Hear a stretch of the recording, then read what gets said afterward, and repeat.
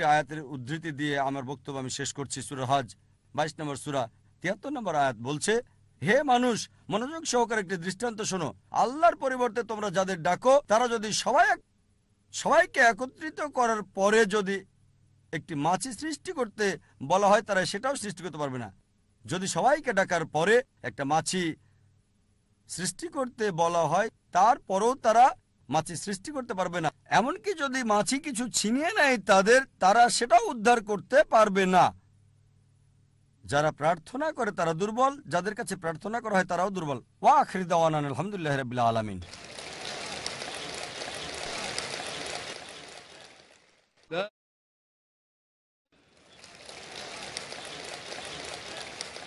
এখন আমরা সন্ধ্যার সবচেয়ে মজার পর্বে যাচ্ছি, প্রশ্নোত্তর পর্ব।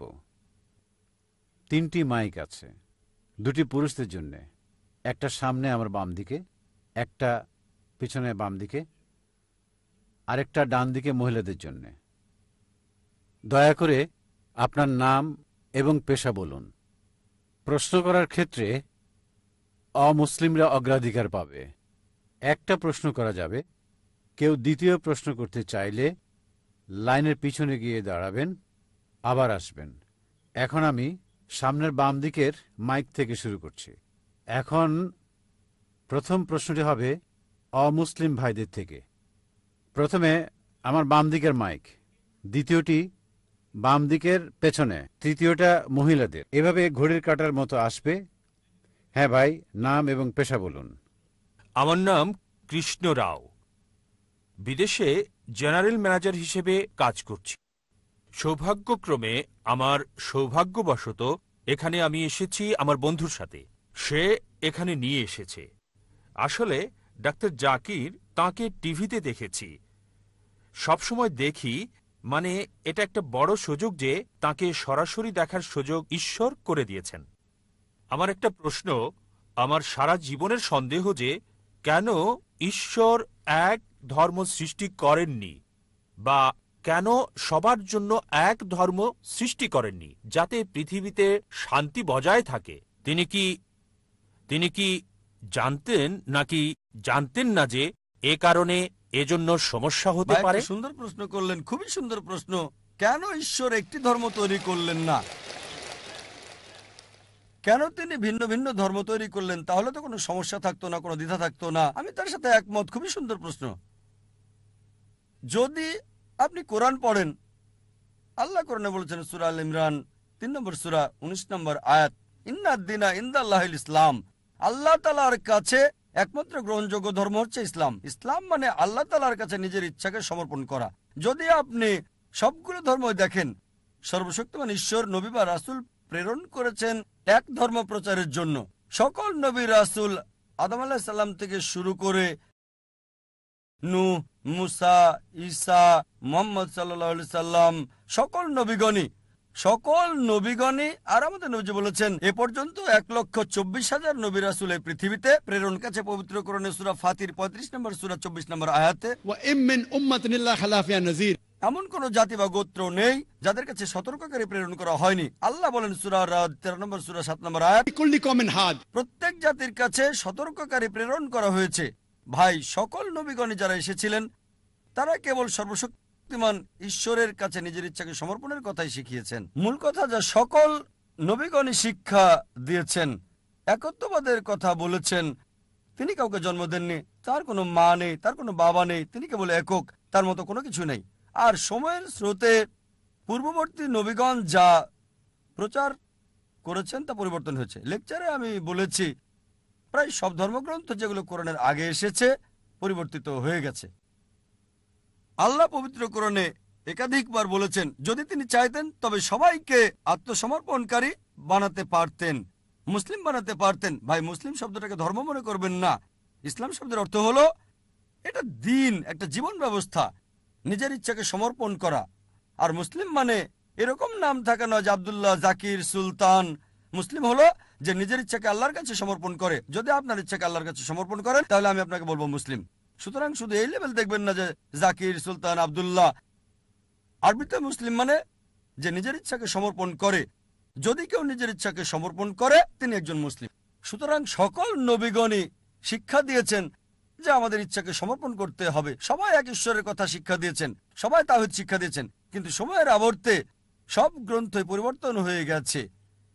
এই কারণে সর্বশক্তিমান ঈশ্বর সর্বশেষ এবং চূড়ান্ত নবী মুহাম্মদ সাল্লাল্লাহু আলাইহি ওয়াসাল্লামকে প্রেরণ করেছেন, এবং সর্বশেষ ও চূড়ান্ত বার্তা পবিত্র কোরআন।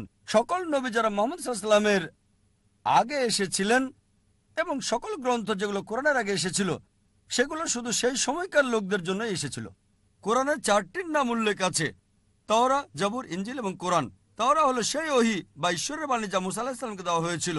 জাবুর ঈশ্বরের পক্ষ থেকে দাউদ আলাইহিস সালামকে দেওয়া হয়েছিল। ইনজিল হলো সেই ওহী বা ঈশ্বরের বাণী যা ঈসা আলাইহিস সালামকে দেওয়া হয়েছিল। আর কোরআন হলো সর্বশেষ এবং চূড়ান্ত বার্তা, সর্বশেষ ও চূড়ান্ত নবী মুহাম্মদ সাল্লাল্লাহু আলাইহি ওয়াসাল্লামকে দেওয়া হয়েছে। কোরআন আরো বলছে, সূরা রাদ 13 নম্বর সূরা 38 নম্বর আয়াতে বলা হয়েছে, লিকুল্লি আজলিন কিতাব। প্রত্যেক যুগেই কিতাব দেওয়া হয়েছিল, অনেক কিতাবই নাজিল করা হয়েছিল, কিন্তু সব কিতাব যা কোরআনের আগের এবং সকল নবী যারা মুহাম্মদ সাল্লাল্লাহু আলাইহি ওয়াসাল্লামের আগে এসেছিলেন তারা শুধু সেই সময় এবং সেই সময়ের লোকদের জন্য প্রেরিত। এ কারণে সর্বশক্তিমান ঈশ্বর এটাকে সংরক্ষণ করে রাখেননি। যেহেতু কোরআন হলো সর্বশেষ এবং চূড়ান্ত বার্তা, তাই এটা শুধু মুসলিম বা আরবদের জন্য না, এটা সমগ্র মানব জাতির জন্য। এবং নবী মুহাম্মদ শুধু আরব বা মুসলিমদের জন্য নয়, তাকে প্রেরণ করা হয়েছে সমগ্র মানব জাতির জন্য। আর এ কারণে তার কথা উল্লেখ আছে বিশ্বের প্রধান প্রধান ধর্মগ্রন্থগুলোতে। আর এই কিতাব পবিত্র কোরআনে আল্লাহ বলেছেন সূরা হিজর 15 নম্বর সূরা 9 নম্বর আয়াতে, এই কোরআন আমি নাজিল করেছি, আমি এর হেফাজত করব। তার মানে আমরা দেখছি সর্বশক্তিমান ঈশ্বর রাসূল প্রেরণ করেছিলেন একটাই ধর্ম প্রচারের জন্য, মানে ঈশ্বরের কাছে নিজের ইচ্ছাকে সমর্পণ করার জন্য। আরবিতে এটা ইসলাম।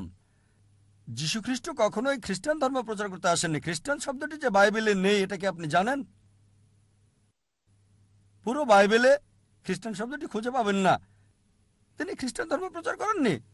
খ্রিস্টান শব্দটা দ্বারা মূলত অ্যান্টিওয়াকে যিশুর অনুসারীদের বোঝাতো বুক অফ অ্যাক্টসে আছে, ডাক নাম। সুতরাং যীশু খ্রিস্ট ইসলাম প্রচার করেছেন। এটা আছে গসপেল অফ জন অধ্যায় 5 অনুচ্ছেদ 30। যীশু খ্রিস্ট বলেছেন যে আমার ইচ্ছায় নয়, আমার পিতার ইচ্ছায়, প্রভুর ইচ্ছায়। আরবিতে বললে তিনি ইসলাম প্রচার করেছিলেন। একইভাবে যদি ভগবদ গীতা পড়েন, শ্রীকৃষ্ণ বলছে ঈশ্বরের কাছে তোমাদের ইচ্ছাকে সমর্পণ করো। যদি আরবিতে বলেন, তিনি বলছেন আপনাকে ইসলাম মানতে। সুতরাং আমরা দেখছি সব নবী রাসূলই নিজের ইচ্ছাকে ঈশ্বরের কাছে সমর্পণ করার শিক্ষা দিয়েছেন। এজন্যই কোরআন বলছে সূরা আল ইমরান 3 নম্বর সূরা 19 নম্বর আয়াতে, ইন্নাদ দীনা ইনদাল্লাহিল ইসলাম। আল্লাহর কাছে একমাত্র গ্রহণযোগ্য জীবন ব্যবস্থা হলো নিজের ইচ্ছাকে আল্লাহর কাছে সমর্পণ করা। আমাদের উচিত ধর্মগ্রন্থে ফিরে যাওয়া, সর্বশক্তিমান ঈশ্বরের নির্দেশে ফিরে যাওয়া এবং নিজের ইচ্ছাকে ঈশ্বরের নির্দেশের কাছে সমর্পণ করুন, তাহলে আপনি সত্য পথে থাকবেন। আশা করি উত্তরটা পেয়েছেন। হ্যাঁ, দ্বিতীয় প্রশ্ন আমার বাম দিকে, ঠিক পেছনে। শুভ সন্ধ্যা, ডাক্তার জাকির নায়েক। আমার নাম নরেশ। বিকম পাশ করেছি আমি, আর ফিল্ম ইন্ডাস্ট্রিতে চাকরির চেষ্টা করছি। আর আমার প্রথম প্রশ্ন হলো মানব বিবর্তন নিয়ে। মানব বিবর্তন নিয়ে কোরআন কি বলছে? কারণ একজন মানুষ স্বাভাবিকভাবে চিন্তা করুন, আদম এবং ইভ প্রথম মানুষ, মানে মানব বিবর্তনের কারণ। যদি সেই দিক থেকে ভাবেন, এখন আদম আর ইভ তিনি আমাদের আদি আদি আদি আদি পিতা, আর বলতে পারি আমরা পুত্র আর কন্যার ন্যায় তাদের। তাহলে কিভাবে আমরা নিজেরা আপন ভাই বোনদেরকে বিয়ে করছি? ভাই প্রশ্ন করলেন যে বিবর্তন সম্পর্কে কোরআন কি বলছে। আমরা এসেছি একটি কমন উৎস, আদি আদি আদি পিতামাতা আদম ইভ থেকে। তিনি বিবর্তনবাদ সম্পর্কে বলছেন না, এটা সৃষ্টি সম্পর্কে। ভাই আমি একজন মেডিকেল ডাক্তার, MBBS পাশ করেছি। যখন বিবর্তন সম্পর্কে আপনি বলেন বিবর্তন তত্ত্বের, তখন ডারউইনের তত্ত্ব আপনি ভাবতে থাকেন। ঠিক, আমরা বানর থেকে এসেছি। যদি প্রশ্ন এটা হয় তবে আমার ভিডিও ক্যাসেট দেখতে পারেন, কোরআন ও আধুনিক বিজ্ঞান, সেখানে বিস্তারিত বলেছি যে সেই থিওরিটা ভুল প্রমাণিত হয়েছে, ডারউইনের থিওরি। আপনার প্রশ্ন হলো যদি আমাদের উৎস হয় একই আদি আদি আদি পিতামাতা আদম এবং ইভ, তবে কিভাবে আমরা ভাই বোনের মাঝে বিবাহ দেই? এটা আপনার প্রশ্ন। ঠিক, এটা বানরের সাথে সংশ্লিষ্ট না, নয়। এটা বানরের সাথে সংশ্লিষ্ট। বানরের প্রশ্নে কোরআন এবং আধুনিক বিজ্ঞান দেখতে পারেন। আল্লাহ বলেন পবিত্র কোরআনের সূরা হুজরাতের 49 নম্বর সূরা 13 নম্বর আয়াতে, ইয়া আইয়ুহান নাসু ইন্না খালাকনাকুম মিন যাকরিন ওয়া উনসা ওয়া জালনাকুম। شعوبا وقبائل لتعارفوا إن أكرمكم عند الله يتقاكم إن الله عليم خبير। হে মানব জাতি, আমি তোমাদের সৃষ্টি করেছি এক জোড়া পুরুষ এবং নারী থেকে। আদম এবং ইবের কথা বলছে, আল্লাহ তাদের শান্তিতে রাখুন। হে মানব জাতি, আমি তোমাদের সৃষ্টি করেছি এক জোড়া নারী এবং পুরুষ থেকে, এবং তোমাদেরকে বিভক্ত করেছি জাতি ও গোত্রে, যাতে তোমরা একে অপরকে চিনতে পারো, একে অপরকে মন্দ বলবে না। আল্লাহ তাআলার কাছে সেই বেশি সম্মানিত যার তাকওয়া বেশি, খোদাভীরুতা আছে। এবার আপনার প্রশ্নে আসি, যদি আমরা একই উৎস আদি আদি আদি পিতামাতা থেকে আসি, তবে কিভাবে আমরা ভাই বোনদের বিয়ে করছি?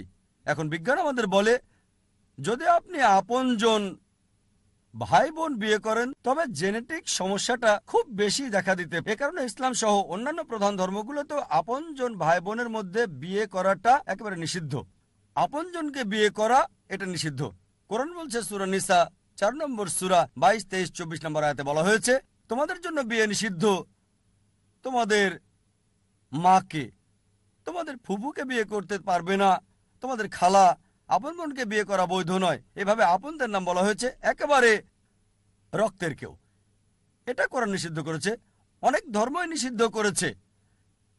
এবার চলুন আত্মীয়দের মাঝে বিয়ে করার বিষয়ে একটু জেনে দেখি। এটা ইসলাম নিষিদ্ধ করে না।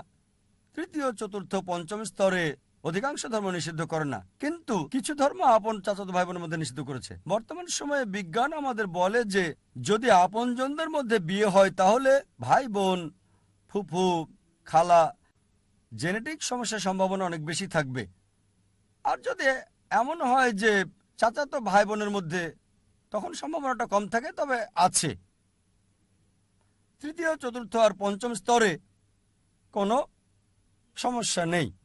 যদি আপনি অপরিচিত কাউকে বিয়ে করেন, সম্পর্কের বাইরের কাউকে, অপরিচিতদের মধ্যে, তারপরও জেনেটিক সমস্যা হতে পারে, এটা অন্য বিষয়, কিন্তু হতে পারে। সুতরাং কোরআনের এই আয়াত যেটা বলছে আদম এবং ইভ আমাদের সবার আদি আদি উৎস, এর জন্য আমরা সবাই মানবজাতি, ভাই ভাই। يا أيها الناس আমরা সবাই মানুষেরা ভাই ভাই। এই মানবতার ভাই ভাই হিসেবে যদি নিয়ম মেনে বিয়ে করা হয়, তাহলে কোনো সমস্যা নাই। আমি আপনার সাথে একমত, যদিও সব মানুষই আপনার ভাই বোন হতে পারে, তৃতীয়, চতুর্থ, পঞ্চম, দশম, শত শত, হাজার হাজার, লক্ষ লক্ষ, যাই হোক, আমরা হচ্ছে একটা বড় পরিবার, কিন্তু তাদেরকে বিয়ে করতে কোনো নিষেধ নাই। এমনকি বৈজ্ঞানিকভাবেও কোনো সমস্যা নাই। শুধু আপনজনদের মাঝে বিয়ে করলে আপন ভাই বা আপন ফুপু, আপন খালা, জেনেটিক সমস্যার সম্ভাবনা রয়েছে, কিন্তু অন্যদের ক্ষেত্রে নাই। তাই আমি আপনার সঙ্গে একমত, আমরা সবাই মানবজাতি, মানুষ হিসেবে ভাই ভাই। তবে তাদের বিয়ে করতে সমস্যা নাই, ইসলামে নিষেধ নাই, এমনকি বিজ্ঞানও সমর্থন করে। আশা করি আপনার উত্তরটা পেয়েছেন। এখন একটা প্রশ্ন নিতে পারি আমার বাম দিকের ভাই থেকে। আমি মিস্টার রবীন্দ্রন, একজন সমাজকর্মী। আমি পিস অর্গানাইজেশনকে ধন্যবাদ জানাই এবং বন্ধু এরিয়ার ইঙ্গারকে। আমি ইতিমধ্যে বিষয়গুলো উল্লেখ করেছি আমার জার্নালে সর্বশক্তিমান এক ঈশ্বর প্রসঙ্গে। আমার একটি প্রশ্ন, ইসলামের অলৌকিকত্ব কি? যেমন সং অব সলোমন 5 অধ্যায় 16 অনুচ্ছেদে আছে। আমি জানতে চাই, অনেক ধর্মই অলৌকিক অলৌকিক বলে থাকে, তাই আমি ইসলামের অলৌকিকত্ব জানতে চাই। ভাই প্রশ্ন করলেন যে ইসলামের অলৌকিকত্ব কি, আর উদ্ধৃতি দিলেন সং অব সলোমন 5 অধ্যায় 16 অনুচ্ছেদ। সং অব সলোমন হলো বাইবেলের অংশ। সং অব সলোমন বাইবেলের ওল্ড টেস্টামেন্টে আছে, হিব্রুতে আছে। حكم متكم بكل محمد زيدودي زيراي بين جيروسلم। এটা হিব্রু ধৃতি, আমি মূল থেকে বলছি কারণ অনুবাদ ভুল হতে পারে। حكم متكم بكل محمد زيدودي زيراي بين جيروسلم، যার অর্থ সে অতি মনোরম, সে প্রশংসিত, সে আমার প্রিয়, হে ইসরায়েলের সন্তানেরা। মূল থেকে বলছি কেন, কারণ মূল শব্দটা হচ্ছে মুহাম্মাদিম। হিব্রু ভাষায় ইমযুক্ত করা হয় সম্মান বোঝাতে গিয়ে। মুহাম্মাদের সাথে ইমযোগ করলে হবে মুহাম্মাদিম, যেমন এল্লো মানে ঈশ্বর, এলোহিম ঈশ্বরের প্রতি সম্মান বোঝায়। আর বাইবেলের অনুবাদের মধ্যে এই প্রপার নাউন মুহাম্মাদের অনুবাদ করেছেন অতি মনোরম। কিন্তু সং অব সলোমন অধ্যায় 5 অনুচ্ছেদ 16-তে সর্বশেষ ও চূড়ান্ত নবী মুহাম্মদ সাল্লাল্লাহু সাল্লামের আগমন সম্পর্কে তার নাম সহ বলা হয়েছে। এবার আসি আপনার প্রথম প্রশ্নে, ইসলামের অলৌকিকত্ব কি? ইসলামের অনেক অলৌকিকত্ব রয়েছে। যদি সহিহ হাদিস পড়েন সেখানে 300-রও বেশি অলৌকিকত্বের কথা উল্লেখ আছে যেগুলো নবীজি করেছিলেন। তবে যে অলৌকিকত্ব নিয়ে গর্ব করি তা হচ্ছে পবিত্র কোরআন। এটা হচ্ছে ইসলামের অলৌকিকত্ব। অন্য সব অলৌকিকত্ব আমরা বিশ্বাস করি, যেমন মুসা আলাইহিস সালাম সমুদ্র 2 ভাগ করেছিলেন, যীশু খ্রিস্ট ভাই সাল্লাল্লাহু আলাইহি সাল্লাম মৃতকে জীবিত করতেন।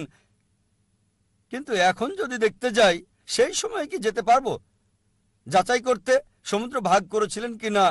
সেই সময় লোকজন মানত, আপনি মানবেন, আমি মানব।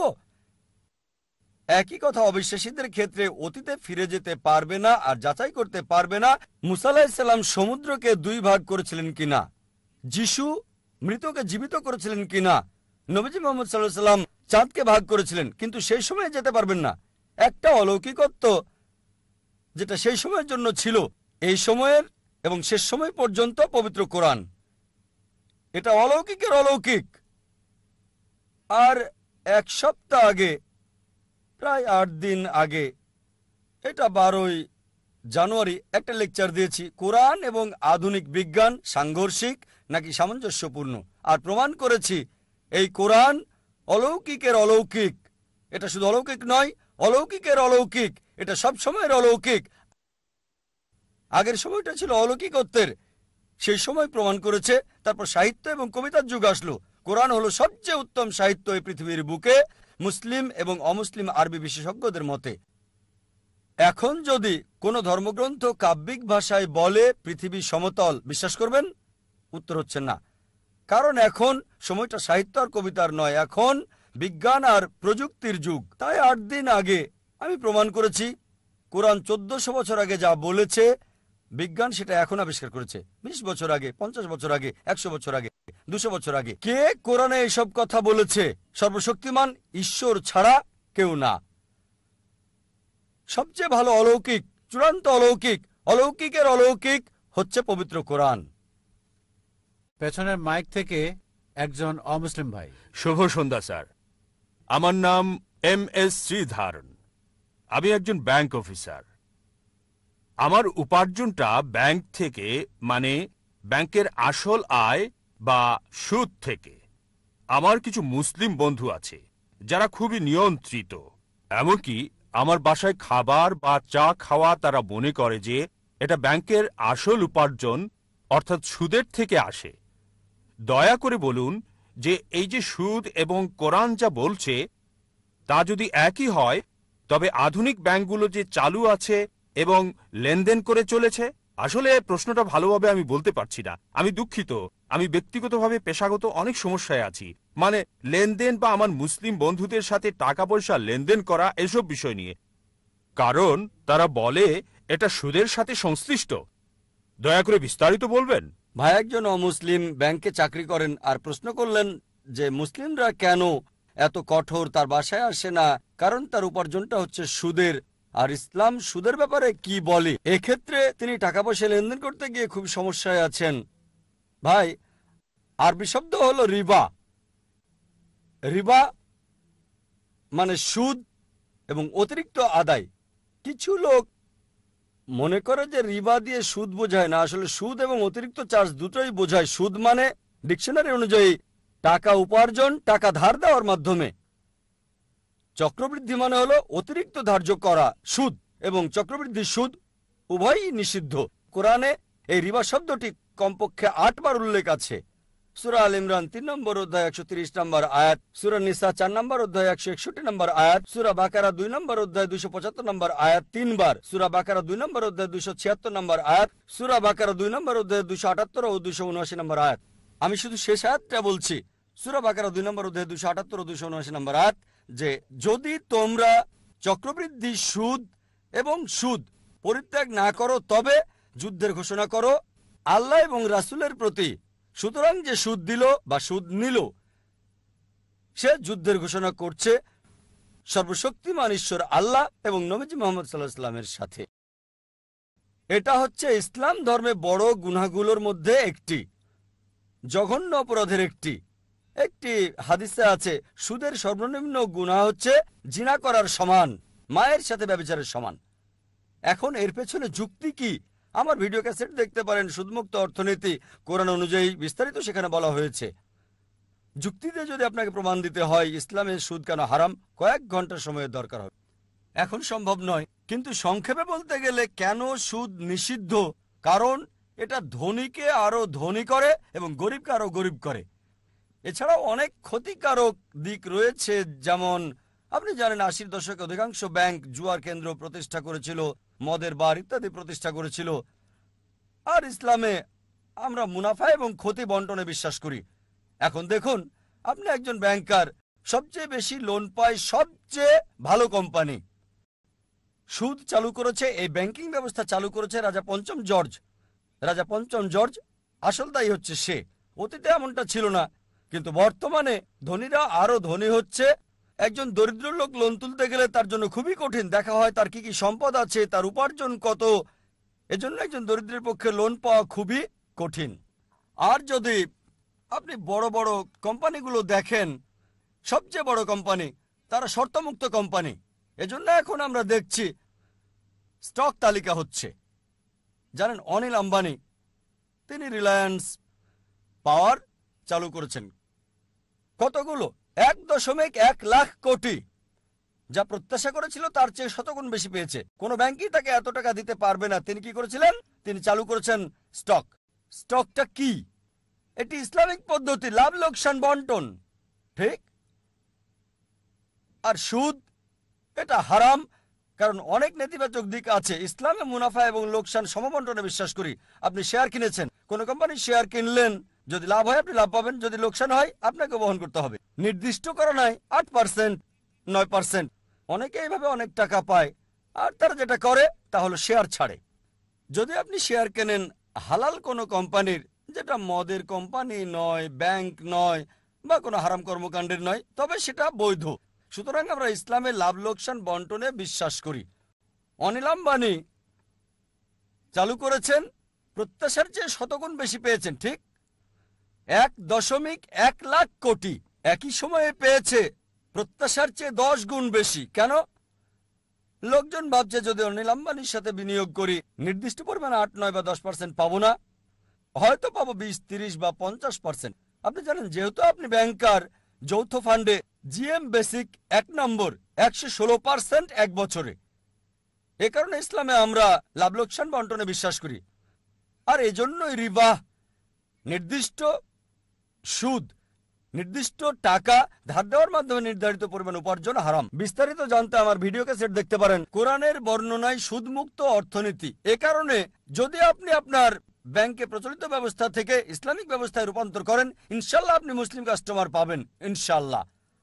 আর এখন ভারত সরকার, আরবিআই, অর্থমন্ত্রী পুরোপুরি ইসলামিক ব্যাংকের জন্য অনুমোদন দিচ্ছেন না, কিন্তু লোকজন তার কাছে যাচ্ছে। আমি নিজে মিস্টার চিদাম্বরমের সঙ্গে কথা বলেছি যখন তিনি সৌদি আরবে ছিলেন। আর খুবই সম্ভাবনা আছে মনমোহন সিং, আমাদের প্রধানমন্ত্রী, তিনি আগে অর্থমন্ত্রী ছিলেন, অর্থনীতি ভালো বোঝেন। খুবই সম্ভাবনা রয়েছে ইনশাল্লাহ, ইনশাল্লাহ তিনি প্রধানমন্ত্রীর সঙ্গে বিষয়টা পর্যালোচনা করেছেন, মনমোহন সিং এবং অর্থমন্ত্রী মিস্টার চিদাম্বরম। খুবই সম্ভাবনা আছে যে অতি শীঘ্রই আমরা একটা ইসলামিক ব্যবস্থা পাব। আর আপনি কোনো ইসলামিক ব্যাংক দেখে তাতে যুক্ত হন। এ কারণে আপনি দেখবেন সিটি ব্যাংক ইসলামিক ব্যাংকিং চালু করেছে, এইচএসবিসি ইসলামিক ব্যাংকিং চালু করেছে, অধিকাংশ আন্তর্জাতিক ব্যাংকেই ইসলামিক ব্যাংকিং চালু করেছে। কেন? কারণ তারা দেখেছে তারা অধিক মুনাফা পাবে এবং গ্রাহকদেরও বেশি মুনাফা দিতে পারবে। এটা ইসলামিক। সুতরাং যদি আমরা শরিয়া মানি, পবিত্র কোরআন এবং সহিহ হাদিস মানি, আপনি উপার্জন করতে পারবেন, অন্য কেউ সুযোগ করে দিতে পারবেন। আশা করি উত্তরটা পেয়েছেন। এখন পরবর্তী প্রশ্ন আমার ডান দিকে মহিলাদের মধ্য থেকে। আমার নাম শান্তি। আমার বন্ধু আব্দুল এখানে নিয়ে এসেছে। আসলে এত মানুষ হবে আমি ভাবতেই পারিনি, সত্যি বলতে বিশাল। যদিও আমার বন্ধু আব্দুলের সাথে কথা বলে কিছু সন্দেহ দূর করেছি। এখানে এসে বিশেষ করে আপনার লেকচার শুনে আমি অভিভূত। আর আমি অভিভূত ইসলামের সত্যে। কিন্তু এখানে আপনি নাম দিয়েছেন পিস, কিন্তু পৃথিবীতে এত সংঘাত চলছে, যখনই আপনি শান্তির কথা বলেন, আপনাকে এটা খুঁজতে হবে। আপনি কি মনে করেন না সারা পৃথিবীতে এটা বলা দরকার, মানে পৃথিবীর সবাইকে? বোন বললেন যে তিনি ইসলাম সম্পর্কে কিছু জানলেন তার বন্ধুর কাছে। তিনি এই লেকচারে এসে দর্শক দেখে মুগ্ধ আর অভিভূত বিষয়গুলো জেনে আমার বক্তব্যে এবং বললেন আমাদের কি উচিত নয় শান্তির কথা বলা পুরো পৃথিবী জুড়ে, সারা পৃথিবীতে বড় পরিসরে। বোন যদি সত্যি ভালোবাসা নিয়ে আলোচনা, আমার আলোচনায় মুগ্ধ হন, আমি বলবো, আমি অনুরোধ করব আল্লাহর কাছে নিজের ইচ্ছাকে সমর্পণ করার এই ধর্ম গ্রহণ করতে। যদি ঈশ্বরের কাছে নিজের ইচ্ছাকে সমর্পণ করার এই ধর্ম আপনি গ্রহণ করেন, তবেই সত্যিকারের শান্তি পাবেন। ইসলাম এসেছে মূল শব্দ সালাম থেকে, যার অর্থ শান্তি। এটা আরবি মূল শব্দ সিলম থেকেও এসেছে, যার অর্থ নিজের ইচ্ছাকে ঈশ্বরের কাছে সমর্পণ করা। আর সবচেয়ে ভালো উপায় হচ্ছে নিজের ইচ্ছাকে ঈশ্বরের কাছে সমর্পণ করা। অন্যদের কাছে পরে যাব, প্রথমে আমি আপনার প্রতি আগ্রহী বোন সরাসরি, কারণ আপনি প্রশ্ন করেছেন। প্রথমে আমি চাইব আপনাকে শান্তিতে আনতে। তাই আমার অনুরোধ, যদি নিজের ইচ্ছাকে সমর্পণ করার বিধান গ্রহণ করেন এবং শান্তির মধ্যে আপনি আসেন। সারা বিশ্বকে বৃহৎ পরিসরে শান্তির কথা বলা, এটা একটা প্রদর্শনী, একটা সম্মেলন। শান্তি ইসলামের লক্ষ্য। আমরা এমন আয়োজন করে থাকি, আর এটা হলো চতুর্থ আয়োজন। এমন আরেকটা বোম্বেতে 2 মাস আগে হয়েছিল, 23শে নভেম্বর থেকে 2রা ডিসেম্বর পর্যন্ত বোম্বেতে। আর এখানে যা দর্শক দেখছেন, শেষ দিনে অনেক অনেক গুণ বেশি ছিল, 2 লাখের মতো।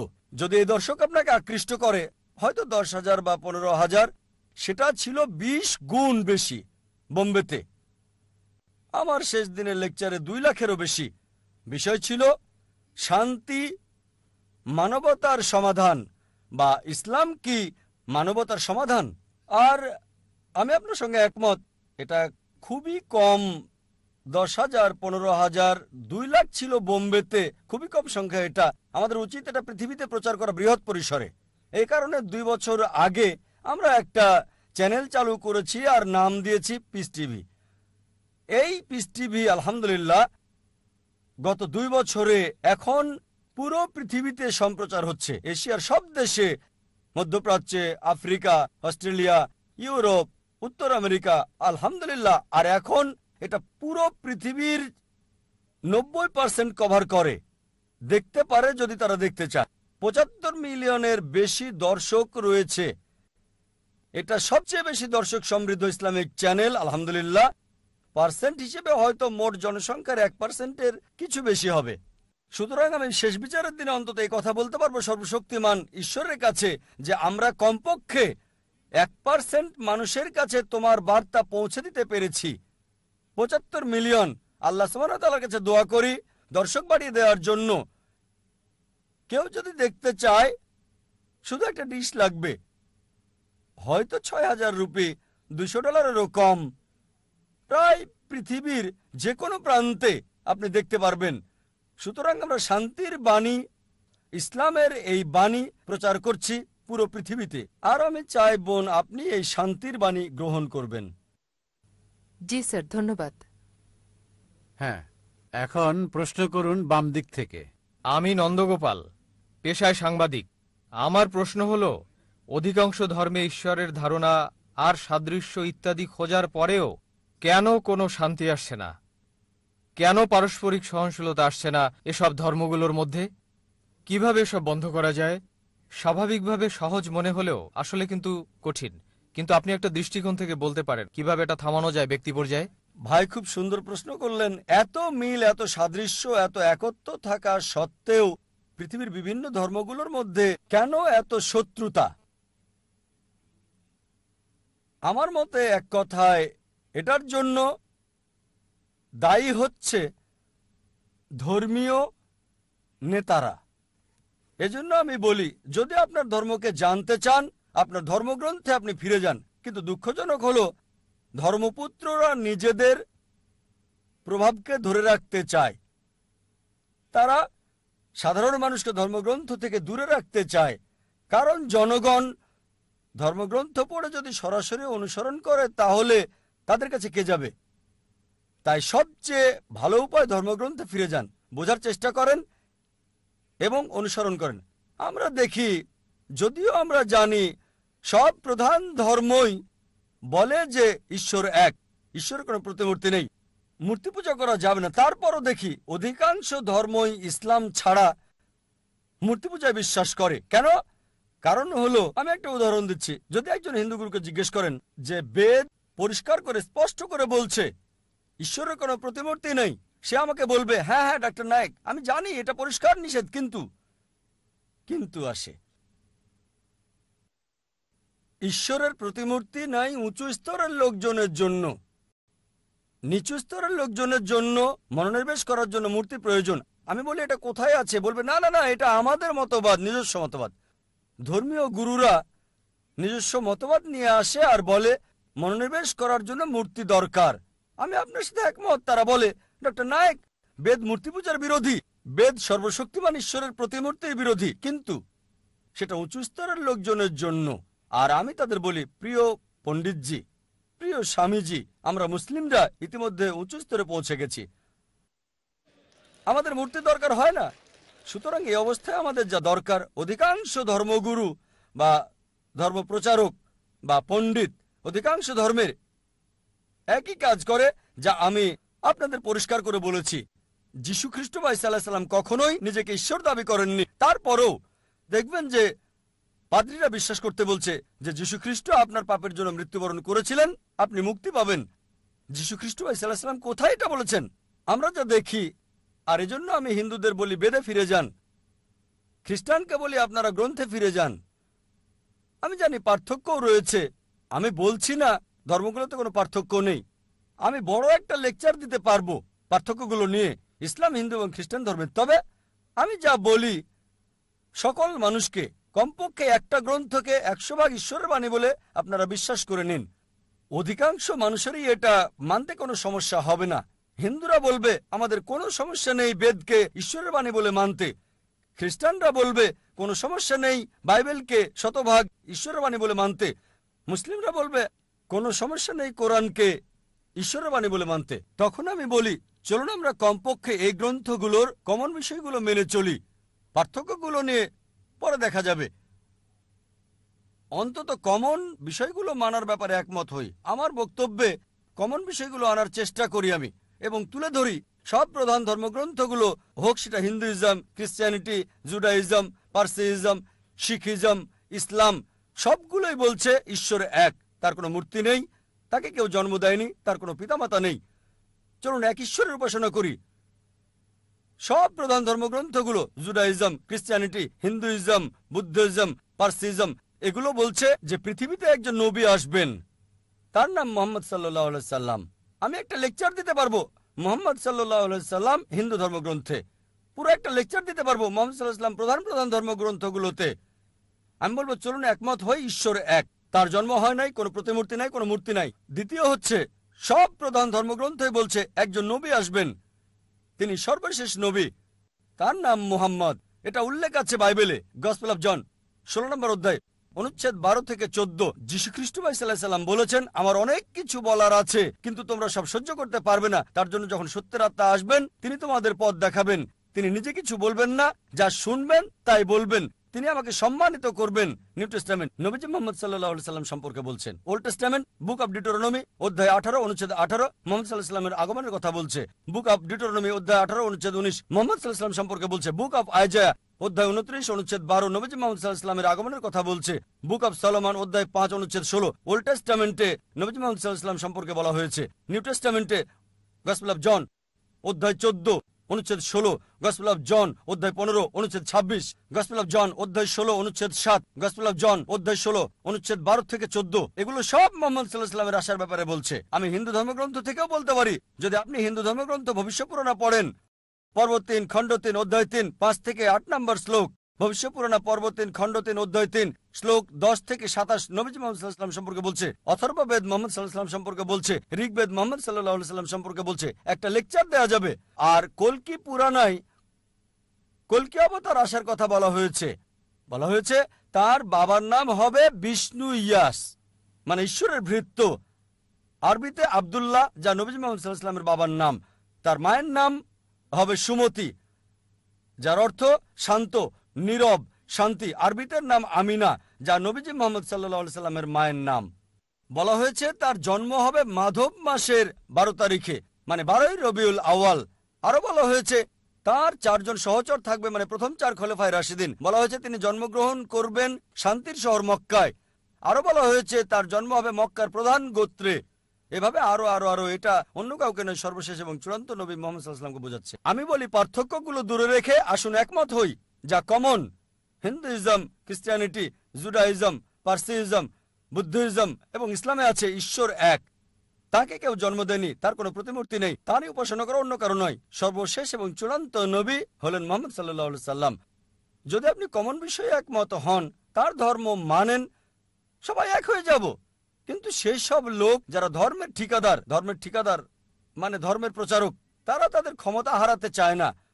তাই তারা সাধারণ অনুসারীদের ধর্মগ্রন্থ পড়তে নিষেধ করে। বিশ্বাস করুন, হিন্দুদের ক্ষেত্রে আমার কোনো সমস্যা নেই, কারণ তারা আমাকে ভালোবাসে, সম্মান করে। বিশ্বাস করুন, মানুষ সাধারণত ধর্মের ব্যাপারে কথা বলা পবিত্র মনে করে, আমি এটা পছন্দ করি। আর অমুসলিমরা আমাকে সম্মান করে অনেক ক্ষেত্রে মুসলিমদের চেয়েও বেশি। যখন এয়ারপোর্টে কাস্টমস পার হই, অমুসলিম কাস্টম অফিসার বলে, জাকির নায়েক, যাহা বলিব সত্য বলিব, সত্য বই মিথ্যা বলিব না।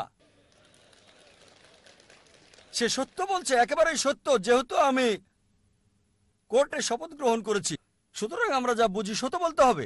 এজন্য আপনার সাথে একমত ভাই। অসহিষ্ণুতার পার্থক্যের কারণ হলো ধর্মীয় ওই গুরুরা, ধর্মীয় নেতারা। এ কারণে আমাদেরকে গ্রন্থগুলো সাদৃশ্য দেখতে হবে, কমন বিষয়ে এক হতে হবে, তাহলে সমগ্র মানব জাতি এক ভ্রাতৃত্বে আবদ্ধ হবে। আশা করি উত্তরটা পেয়েছেন। ধন্যবাদ ডক্টর জাকির নায়েক। হ্যাঁ, এখন আমার বাম দিকের পেছনে মাইক থেকে একটা প্রশ্ন নিচ্ছি। আমার নাম পাস্কেল। আমি একজন শিক্ষক। আমি একজন খ্রিস্টান। আপনার কথাই বলছি। আপনি ইংরেজি অনুদিত গসপলের সাথে একমত, যা আমরা খ্রিস্টানরা বিশ্বাস করি। আমি এগুলোর উদ্ধৃতি দিচ্ছি। 1 নম্বর, 4টি গসপলে যখন যিশু দীক্ষা নিয়ে বেরিয়ে আসলেন, স্বর্গ থেকে একটা শব্দ হচ্ছিল, এ আমার প্রিয় পুত্র, আমি তার উপর সন্তুষ্ট, তাকে মানো। একইভাবে 2 নম্বরে আছে, মাউন্ট টাবুরে তাকে পবিত্র করা হলো, তার মুখমণ্ডল সূর্যের মতো দেখাচ্ছে, স্বর্গ থেকে শব্দ বেরিয়ে আসছে, এ আমার প্রিয় সন্তান, আমি তার উপর সন্তুষ্ট, তোমরা তার কথা শোনো। অনেক সময় তিনি শয়তানকে তাড়াতেন। তারা মানুষের কাছে এসে বলতো, হে ঈশ্বরের সন্তান, কেন আমাদের অত্যাচার করছো সময়ের আগে? আবার বড় যাজকের সামনে যাজক যখন তাকে বলল, মহাপ্রভুর শপথ, তাকে বললাম, তুমি কি ঈশ্বরের পুত্র? তখন যিশু বলল, তুমি এটা বলছো। আর যাজক 5 নম্বর অনুচ্ছেদ বলছে, প্রধান যাজক যখন তারা যিশুকে অভিযুক্ত করলো, পিলোটের সামনে বলল, এই লোকটি বলছে সে ঈশ্বরের পুত্র, ধর্মমতে সে অভিকে ক্রুশবিদ্ধ করতে চায়। পিলোট এটা জানতেন না, সেজন্য তা যিশুকে ক্রুশে চড়াতে চাইলেন। তাহলে সে নিজেকে ঈশ্বরের পুত্র দাবি করেছিল, যদিও সে সরাসরি বলেনি আমি ঈশ্বরের পুত্র, পরোক্ষভাবে বলেছে। ধরুন আপনি ডাক্তার জাকির নায়েক, আপনি এমবিবিএস ডাক্তার, আর আপনি বললেন, হ্যাঁ ভাই আপনি বলেছেন, এর মানে এই নয় আপনি নিজে বলেছেন আমি ডাক্তার জাকির নায়েক এমবিবিএস। একইভাবে যদিও যিশু নিজে বলেননি আমি ঈশ্বরের পুত্র, তিনি সম্মতি দিয়েছেন, সম্ভবত ভদ্রতার খাতিরে তিনি বলেননি আমি ঈশ্বরের পুত্র। আবার আরেকটি উদাহরণ। ভাই, আপনার প্রশ্ন ইতিমধ্যে 5টা অনুচ্ছেদের উদ্ধৃতি দিয়েছেন, কোনটারই রেফারেন্স বলেননি। না না, আমি এটার জন্য প্রস্তুত না, তাই আর বলছি না। আমি রেফারেন্সটা বলে দেবো, কোনো সমস্যা নেই, আমি রেফারেন্সটা বলে দেবো, আপনাকে সাহায্য করবো ভাই, আমি আপনাকে সাহায্য করতে চাই ভাই, কোনো সমস্যা নেই। আপনার প্রশ্নটা কি? আপনি কি এই 5টা অনুচ্ছেদ বলে বোঝাতে যাচ্ছেন যিশু ঈশ্বর দাবি করেছিলেন? হ্যাঁ। ঠিক আছে, আমি উত্তর দিচ্ছি। আমার চ্যালেঞ্জ ছিল একটা মাত্র স্পষ্ট বক্তব্য বের করে দেখান পুরো বাইবেল থেকে, যেখানে যীশু খ্রিস্ট ভাই সাল্লাল্লাহু আলাইহি ওয়াসাল্লাম নিজে বলেছেন আমি ঈশ্বর, অথবা বলেছেন আমার উপাসনা করো, আমি খ্রিস্টান ধর্ম গ্রহণ করতে প্রস্তুত। একটা মাত্র বক্তব্য দেখাতে পারেন নাই, স্পষ্টভাবে বলা সম্পূর্ণ বাইবেল থেকে, যেখানে যীশু খ্রিস্ট ভাই সাল্লাল্লাহু আলাইহি ওয়াসাল্লাম নিজে বলেছেন আমি ঈশ্বর অথবা আমার উপাসনা করো। এখানেই বাইবেল আছে। আর এটা কিং জেমস ভার্সন। যেহেতু আপনি একজন শিক্ষক, আপনি প্যাস্টরও হতে পারেন। আপনি কি প্যাস্টর? না না না, আমি আপনি একজন শিক্ষক। শিক্ষক। আমি খ্রিস্টান ধর্মের একজন প্রকৃত আচ্ছা, বিশ্বাসী। ঠিক আছে। রেড লেটার নামে এক ধরনের বাইবেল আছে যেখানে যিশুর কথাগুলো লাল করা আছে। আপনি 5টি বিষয় উল্লেখ করেছেন, আর এগুলোকে 2 ভাগে ভাগ করা যায়। প্রথমে আপনি এলোমেলো উদ্ধৃতি দিলেন আর সঠিকভাবে উদ্ধৃতি দিলেন না। যা বলতে চেয়েছেন সেটা আছে গসপেল অফ জন 3 নম্বর অধ্যায় অনুচ্ছেদ 16। বলা আছে ঈশ্বর পৃথিবীকে এত ভালোবাসলেন একমাত্র ওরসজাত সন্তানকে দিয়ে দিলেন। তোমাদের কেউ যদি তাকে বিশ্বাস করে তার মৃত্যু হবে না, চিরস্থায়ী জীবন পাবে। এটা 4 গসপেলেই নাই, এটা আছে গসপেল অফ জন 3 নম্বর অধ্যায় অনুচ্ছেদ 16। এগুলো লিখে রাখেন, পরে চেক করে দেখবেন। গসপেল অফ জন 3 নম্বর অধ্যায় অনুচ্ছেদ 16। ঈশ্বর পৃথিবীকে এত ভালোবাসলেন যে নিজের সন্তানকে উৎসর্গ করলেন, যে কেউ তার উপর বিশ্বাস করবে সে মরবে না, চিরস্থায়ী জীবন পাবে। আবার আপনি উদ্ধৃতি দিলেন 5বার শেষ দিকে যে যীশু খ্রিস্ট বলেছেন তিনি ছিলেন ঈশ্বরের সন্তান। আপনি বলেছেন, আপনি কি জানেন বাইবেলে ঈশ্বরের পুত্র এ কথাটা অসংখ্যবার বলা আছে।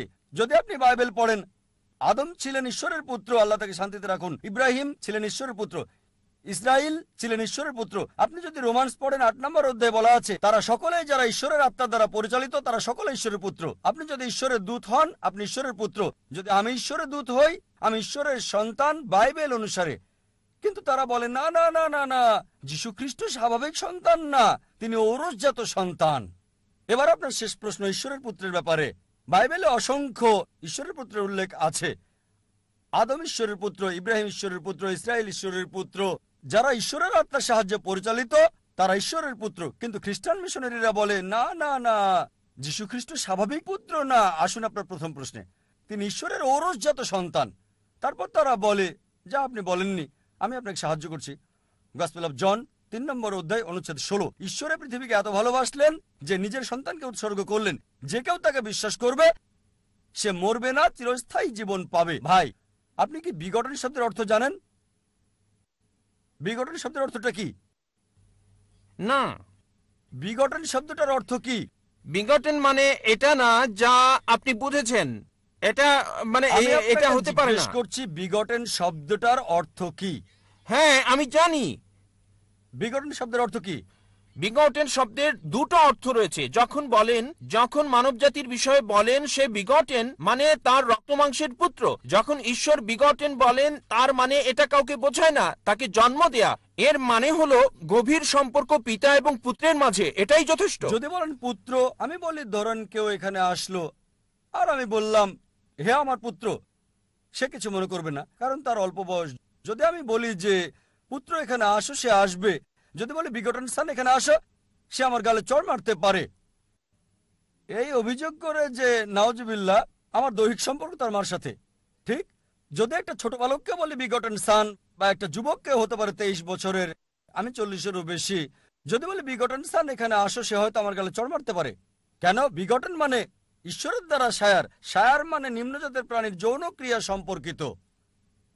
আর এ কারণে যদি আপনি রিভাইজড স্ট্যান্ডার্ড ভার্সন বাইবেলটা পড়েন, সংস্করণ করেছে 32 জন উচ্চ পদস্থ খ্রিস্টান পণ্ডিত, যাদের সমর্থন করেছে 50টি খ্রিস্টান চার্চ। তারা বলেছে বিগটন শব্দটি গসপেল অফ জন অধ্যায় 3 অনুচ্ছেদ 16 হচ্ছে অসাড় কথা, একটা মিশ্রণ, একটা প্রতারণা, এবং তারা এটাকে বাইবেল থেকে বাদ দিয়েছে। আপনি কি জানেন? যদি রিভাইজড স্ট্যান্ডার্ড ভার্সন বাইবেল পড়েন, যেটা সবচেয়ে বেশি বিকৃত, সংস্করণ করেছে 32 জন উচ্চ পদস্থ খ্রিস্টান বিশেষজ্ঞ, যাদেরকে সহায়তা করেছে 50টি বিভিন্ন খ্রিস্টান মিশনারি। তারা বলেছে এই বিঘটন শব্দটি হচ্ছে অসাড় কথা, একটা মিশ্রণ, একটা প্রতারণা, এজন্য এই বিঘটন শব্দটা তারা বাদ দিয়েছে। সুতরাং যদি বলেন পুত্র, তবে ঈশ্বরের পুত্র আছে বাইবেলে অসংখ্য। সুতরাং আপনার প্রথম এবং শেষ প্রশ্নের উত্তর আমি দিয়েছি। এবার আসুন আপনার দ্বিতীয় এবং তৃতীয় প্রশ্নে। বলেছেন তিনি শয়তানকে তাড়ান। পুরো উদ্ধৃতি দেন।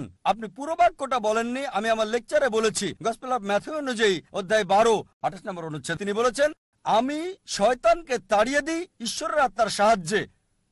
গসপেল অফ লুক অধ্যায় 11 অনুচ্ছেদ 20 আমি শয়তানকে তাড়াই ঈশ্বরের আঙুলের সাহায্যে। এখানে বলছে না যে তিনি একা করেন, তিনি এটা করেন ঈশ্বরের সাহায্যে। এর মানে এই নয় যে তিনি ঈশ্বর। এই সবগুলো অনুচ্ছেদ যা আপনি বলছেন স্পষ্ট করে বলছে যে তিনি হচ্ছেন ঈশ্বরের দূত, তিনি নিজে ঈশ্বর ছিলেন না। এ কারণেই আমি চ্যালেঞ্জ করেছি আপনি পুরো বাইবেলে একটা মাত্র অনুচ্ছেদ দেখান যেখানে স্পষ্ট করে বলা যীশু খ্রিস্ট বা ঈসা আলাইহিস সালাম নিজে বলেছেন যে আমি ঈশ্বর, বা তিনি বলেছেন আমার উপাসনা করো, আমি খ্রিস্টান ধর্ম গ্রহণ করতে প্রস্তুত আছি। যীশু কোথাও কখনো বলেননি যে শুধু যদি আমি বলি পুত্র এখানে আসো, এর মানে এই নয় যে আমার ঔরসজাত সন্তান।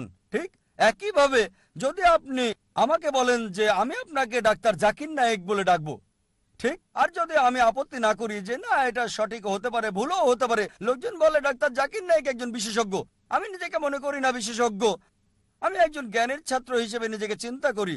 সুতরাং লোকজন আমাকে যদি বিশেষজ্ঞ বলে আর আমি নীরব থাকি, তার মানে এই নয় যে আমি গ্রহণ করছি। তারা আমাকে বিশেষজ্ঞ হিসেবে বিবেচনা করে, আমি নিজেকে বিবেচনা করি না। সবসময় নিজেকে জ্ঞানের একজন ছাত্র হিসেবে উল্লেখ করে থাকি, তালবে ইলম। সুতরাং আপনি বাইবেল থেকে যা উদ্ধৃতি করেছেন, বাইবেলের যেখান থেকে করেন রেড লেটার হতে হবে। রেড লেটার মানে যীশু খ্রিস্ট বা ঈসা আলাইহিস সালামের কথা। একটা মাত্র বক্তব্য দেখান, স্পষ্ট অনুচ্ছেদ পরিষ্কার করে বলা পুরো বাইবেল থেকে যেখানে যীশু খ্রিস্ট বা ঈসা আলাইহিস সালাম নিজে বলেছেন যে আমি ঈশ্বর বা আমার উপাসনা করো, আমি খ্রিস্টান ধর্ম গ্রহণ করতে প্রস্তুত।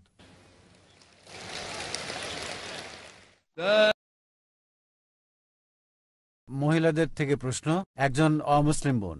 আমার নাম লক্ষ্মী, আমি একজন সাংবাদিক। আমার দুটো প্রশ্ন। একটি হলো পরিবার পরিকল্পনা নিয়ে। আমাকে আমার অন্য এক মুসলিম বন্ধু বলেছে যে আপনারা পরিবার পরিকল্পনা সমর্থন করেন না।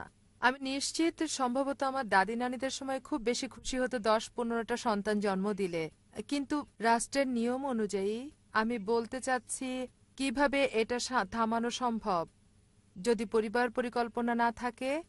আমার দ্বিতীয় প্রশ্ন হলো মুসলিম পুরুষেরা 4-5টা বিয়ে করতে পারে আমার মনে হয়, এবং তাদের স্ত্রীদের অনুমতির প্রয়োজন হয় না।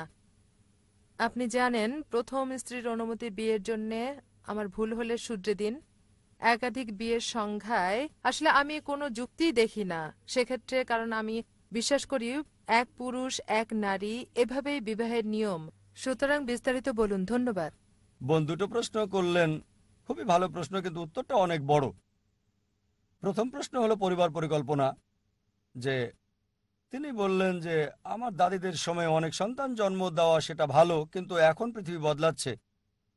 চলুন দেখি আপনার দাদি সঠিক না আপনি সঠিক।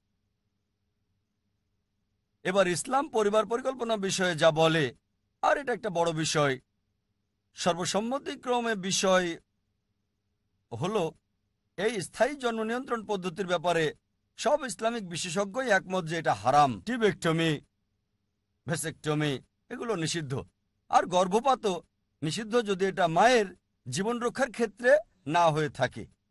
এইসব ক্ষেত্রে স্থায়ী পদ্ধতি ব্যবহার বা গর্ভপাত করাতে পারেন। যেমন ডাক্তাররা বলল যে এই মহিলার হার্টের সমস্যা আছে, আবার গর্ভধারণ করলে তার জীবনের জন্য হুমকি হতে পারে, বা একাধিকবার সিজার করা হয়েছে 3, 4, 5, আর একটা সন্তান তার স্বাস্থ্যের জন্য ঝুঁকি হতে পারে, সেক্ষেত্রে যে কোনো পদ্ধতির অনুমতি আছে। এবার আসুন স্থায়ী জন্ম নিয়ন্ত্রণ পদ্ধতি গর্ভপাতের ব্যাপারে সম্মিলিত সিদ্ধান্ত হলো এটা হারাম, কারণ কোরআন বলছে সূরা আনামের 6 নম্বর অধ্যায়ের 151 নম্বর আয়াতে যে তোমাদের সন্তানদের হত্যা করো না দারিদ্রতার ভয়ে, কারণ আল্লাহ সুবহানাহু ওয়া তাআলা সর্বশক্তিমান ঈশ্বর, যিনি তোমাদের রিজিকদাতা, তোমাদের সন্তানদেরও। একই কথা আছে সূরা ইসরা অধ্যায় 17 আয়াত 31, তোমাদের সন্তানদের হত্যা করো না দারিদ্রতার ভয়ে, এটা আল্লাহ সুবহানাহু ওয়া তাআলা সর্বশক্তিমান ঈশ্বর, যিনি তোমাদের রিজিকের ব্যবস্থা করেন এবং তাদেরও। এখানে আমরা বুঝতে পারলাম যে কোরআন সন্তানদের হত্যা করা নিষিদ্ধ করেছে। আর যদি অস্থায়ী জন্মবিরতির ব্যাপারে বলেন, যেহেতু আমি একজন ডাক্তার, যদি গর্ভনিরোধের ব্যাপারে বলেন, সবচেয়ে পরিচিত হলো কপারটি, আর আমরা মেডিকেল কলেজেও শিখেছি এটা হচ্ছে গর্ভনিরোধ। কিন্তু পরে বুঝলাম যে এটা গর্ভনিরোধ না, এটা হচ্ছে গর্ভ নষ্ট করা। ডিম্বাণু এবং শুক্রাণুর মিলনে ভ্রূণের সৃষ্টি হয়, তখন নষ্ট করলে সেটা প্রাথমিক গর্ভপাত। এটাকে গর্ভনিরোধ বলা হয়, কিন্তু সঠিক কথাটি হবে গর্ভ নষ্ট করা। সুতরাং আপনি যদি একটু এগিয়ে চিন্তা করেন, অবশ্যই সেটা প্রাথমিক গর্ভপাত, আর এটাও নিষিদ্ধ। অস্থায়ী জন্মবিরতির ব্যাপারে ভিন্ন ভিন্ন মত রয়েছে। আমাদের প্রিয় নবীজি মুহাম্মদ সাল্লাল্লাহু আলাইহি ওয়াসাল্লামের কাছে একজন লোক আসলো আর বলল সে আজল করত, মানে রতিক্রিয়া থেকে বিরত হওয়া এবং নারী দেহে পুরুষের বীর্যস্খলনে বাধা দেওয়া। নবীজি নীরব ছিলেন। বিশেষজ্ঞদের একদল বললেন যেহেতু নবীজি নীরব ছিলেন অনুমতি দিয়েছেন, আরেক দল বললেন যেহেতু নবীজি নীরব ছিলেন অনুমতি দেননি। মতপার্থক্য রয়েছে। চলুন এবার আমরা আসল কারণটা দেখি। সুতরাং এখন কপারটির বিষয়ে বললে এটাও নিষিদ্ধ। ওসি, পিল, খাবার জাতীয় গর্ভনিরোধগুলো শারীরিক পরিবর্তন আনে। আল্লাহ পবিত্র কোরআনে সূরা রুমে 30 নম্বর অধ্যায় 30 নম্বর আয়াতে বলেছেন, দেহের কোনো পরিবর্তন করো না। আর আমি ডাক্তার হিসেবে অনেক জটিলতায় জানি। আসুন এবার মূল প্রশ্নে, কেন একজন পরিবার পরিকল্পনা গ্রহণ করবে, এটা মূল প্রশ্ন। চলুন কারণগুলো দেখি। জানেন যে আমরা ডাক্তাররা চিকিৎসাকে অগ্রাধিকার দেই। উপসর্গ দেখে চিকিৎসা হচ্ছে জীবাণু মেরে ফেলা। একটা হলো উপসর্গ সম্বন্ধীয়, অন্যটা হলো কারণটা জানা এবং সেটাকে শেষ করা। ব্যাপক অর্থে প্রধানত দুটো কারণ হতে পারে কেন একজন পরিবার পরিকল্পনা গ্রহণ করবে। একটা কারণ হতে পারে সে গরিব এবং দারিদ্রতার কারণে বেশি সন্তান নিচ্ছে না, ভয় পাচ্ছে। আরেকটা কারণ হতে পারে সে ধনী কিন্তু কম সন্তান নিলে সুযোগ বেশি, তাদেরকে ডাক্তার, ইঞ্জিনিয়ার ইত্যাদি বানাতে পারবে। এবার প্রথম কারণটা দেখি। যদি কেউ গরিব হয়ে থাকে, ইসলাম দারিদ্রতার সমাধান দিয়েছে। মানুষ হত্যা করো না, সমাধান হলো জাকাত। ইসলাম ধর্মের একটি স্তম্ভ হলো জাকাত। প্রত্যেক ধনী মুসলিম যার নিসাব পরিমাণের চেয়ে বেশি সম্পদ রয়েছে, 85 গ্রাম স্বর্ণের চেয়ে বেশি, তারা তাদের ওই সম্পদের 2.5% প্রতি চন্দ্র বছরে দান করে দেবে। যদি প্রত্যেক ধনী লোক জাকাত দেয়, এই পৃথিবী থেকে দারিদ্রতা দূর হয়ে যাবে। আর দেখবেন একজন মানুষও ক্ষুধায় মারা যাবে না। সুতরাং যেখানে দারিদ্রতা, সমাধান হচ্ছে জাকাত। মানুষ হত্যা করা যাবে না। দ্বিতীয় কারণ হতে পারে আমি ধনী, আমার টাকা আছে, কিন্তু আমার সন্তানকে ডাক্তার বানাতে চাই, নামকরা ইঞ্জিনিয়ার বানাতে চাই, এজন্য বিরতি দিচ্ছি। অল্প সন্তান হলে বেশি যত্ন নেওয়া যাবে। বোন, আমি আমার পিতামাতার 5ম সন্তান। যদি তারা পরিবার পরিকল্পনা গ্রহণ করতো আমি এখানে আসতে পারতাম না। বোন, আপনি কি জানেন আমি একজন মেডিকেল ডাক্তার, আর বর্তমান সমাজে সবচেয়ে ভালো যে পেশা সেটা মেডিকেল ডাক্তার, ঠিক? আমি কি সমাজের জন্য আশীর্বাদ না অভিশাপ? বোন, আমি পিতামাতার 5ম সন্তান। যদি আমার পিতামাতা পরিবার পরিকল্পনা গ্রহণ করত তাহলে আমি এখানে থাকতে পারতাম না।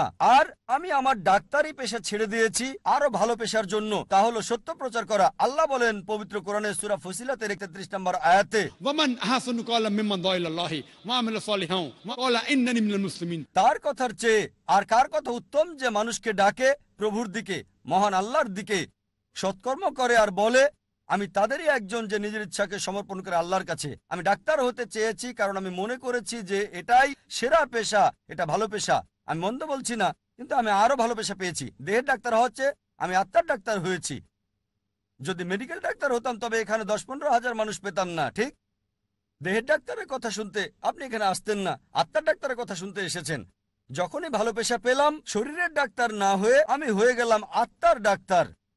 তাহলে কি আমি সমাজের জন্য আশীর্বাদ না অভিশাপ?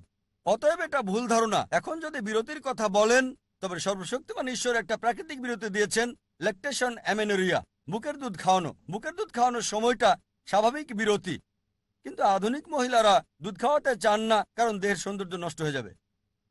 সর্বশক্তিমান ঈশ্বর ল্যাকটেশন অ্যামেনোরিয়ার ব্যবস্থা করেছেন। আর এখন মানুষের একটা ভুল ধারণা যে যদি কম সন্তান থাকে তবে ভালোভাবে শিক্ষিত করা যাবে। আপনি নোবেল পুরস্কার বিজয়ীদের ইতিহাসটা একটু ভালো করে দেখেন, তাদের কেউই একমাত্র সন্তান ছিলেন না। অনেকেই ছিলেন দ্বিতীয়, তৃতীয়, চতুর্থ, 5ম সন্তান। তারা নোবেল বিজয়ী ছিলেন, মেধাবী ছিলেন। সুতরাং এটা ভুল ধারণা। আর এই কারণেই কোরআন সূরা আনাম অধ্যায় 6 আয়াত 151 এবং সূরা ইসরা অধ্যায় 17 আয়াত 31 একই কথা বলছে। প্রথম আয়াত সূরা আনাম অধ্যায় 6 আয়াত 151 বলছে, দারিদ্র্যের ভয়ে সন্তানদের হত্যা করো না। এটা আল্লাহ সুবহানাহু ওয়া তাআলা সর্বশক্তিমান ঈশ্বর, যিনি তোমাদের রিজিক দেন এবং তোমাদের সন্তানদের।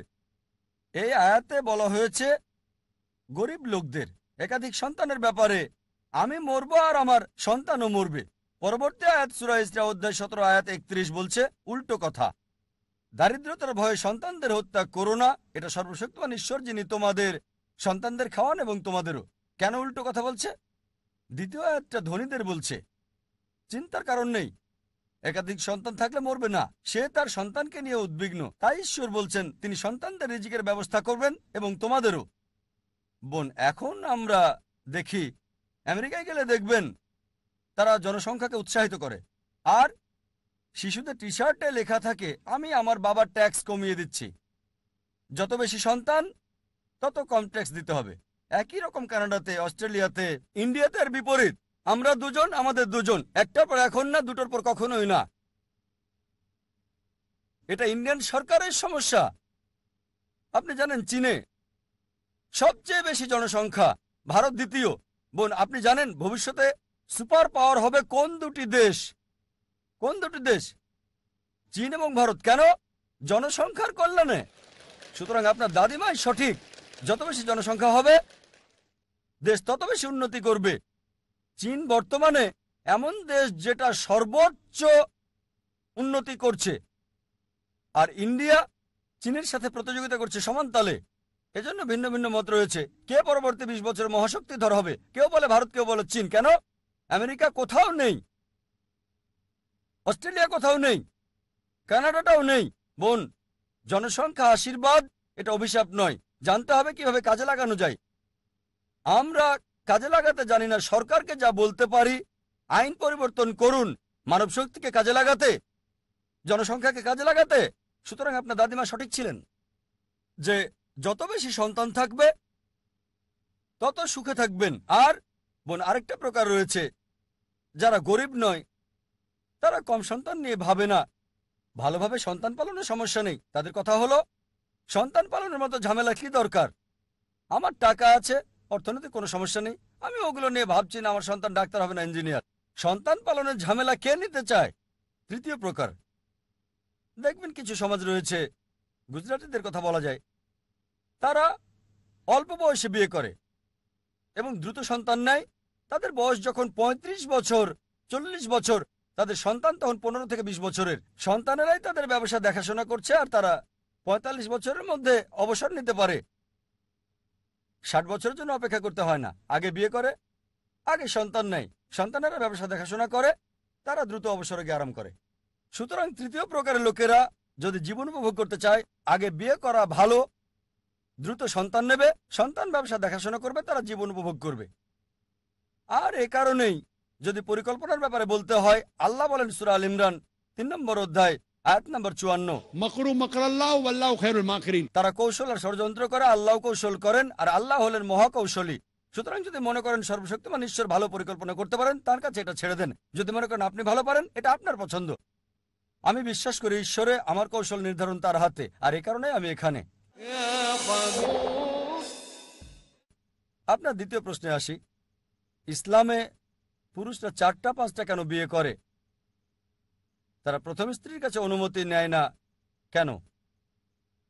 পলিগামির ব্যাপারে যদি বলতে হয়, একজন পুরুষের একাধিক স্ত্রী থাকা, তবে ইসলামী হচ্ছে একমাত্র ধর্ম, আর কোরআনই একমাত্র ধর্মীয় গ্রন্থ এই পৃথিবীর বুকে যেটা বলছে একটা বিয়ে করতে। কোনো ধর্মগ্রন্থ নেই কোরআন ছাড়া, আমি তুলনামূলক ধর্মতত্ত্বের ছাত্র, যেটা বলছে যে একটা বিয়ে করো।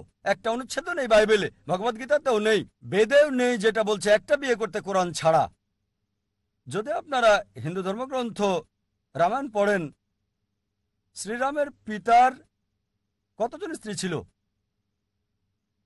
কতজন স্ত্রী? একাধিক। একাধিক, 3 জন। সুন্দর। শ্রীকৃষ্ণ মহাভারতের মতে তার কতজন স্ত্রী ছিল? অগণিত।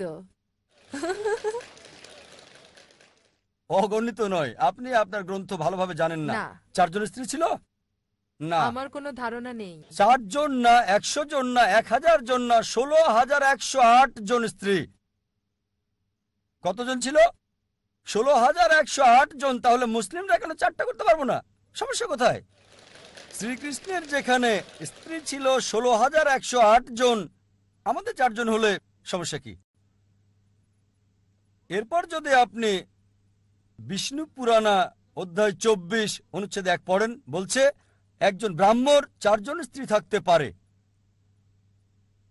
যদি ইহুদিদের গ্রন্থ পড়েন, এতে অনুমতি আছে যত ইচ্ছা তত বিয়ে করার। যদি খ্রিস্টানদের বাইবেল পড়েন, এতে অনুমতি আছে যত ইচ্ছা তত বিয়ে করার জন্য।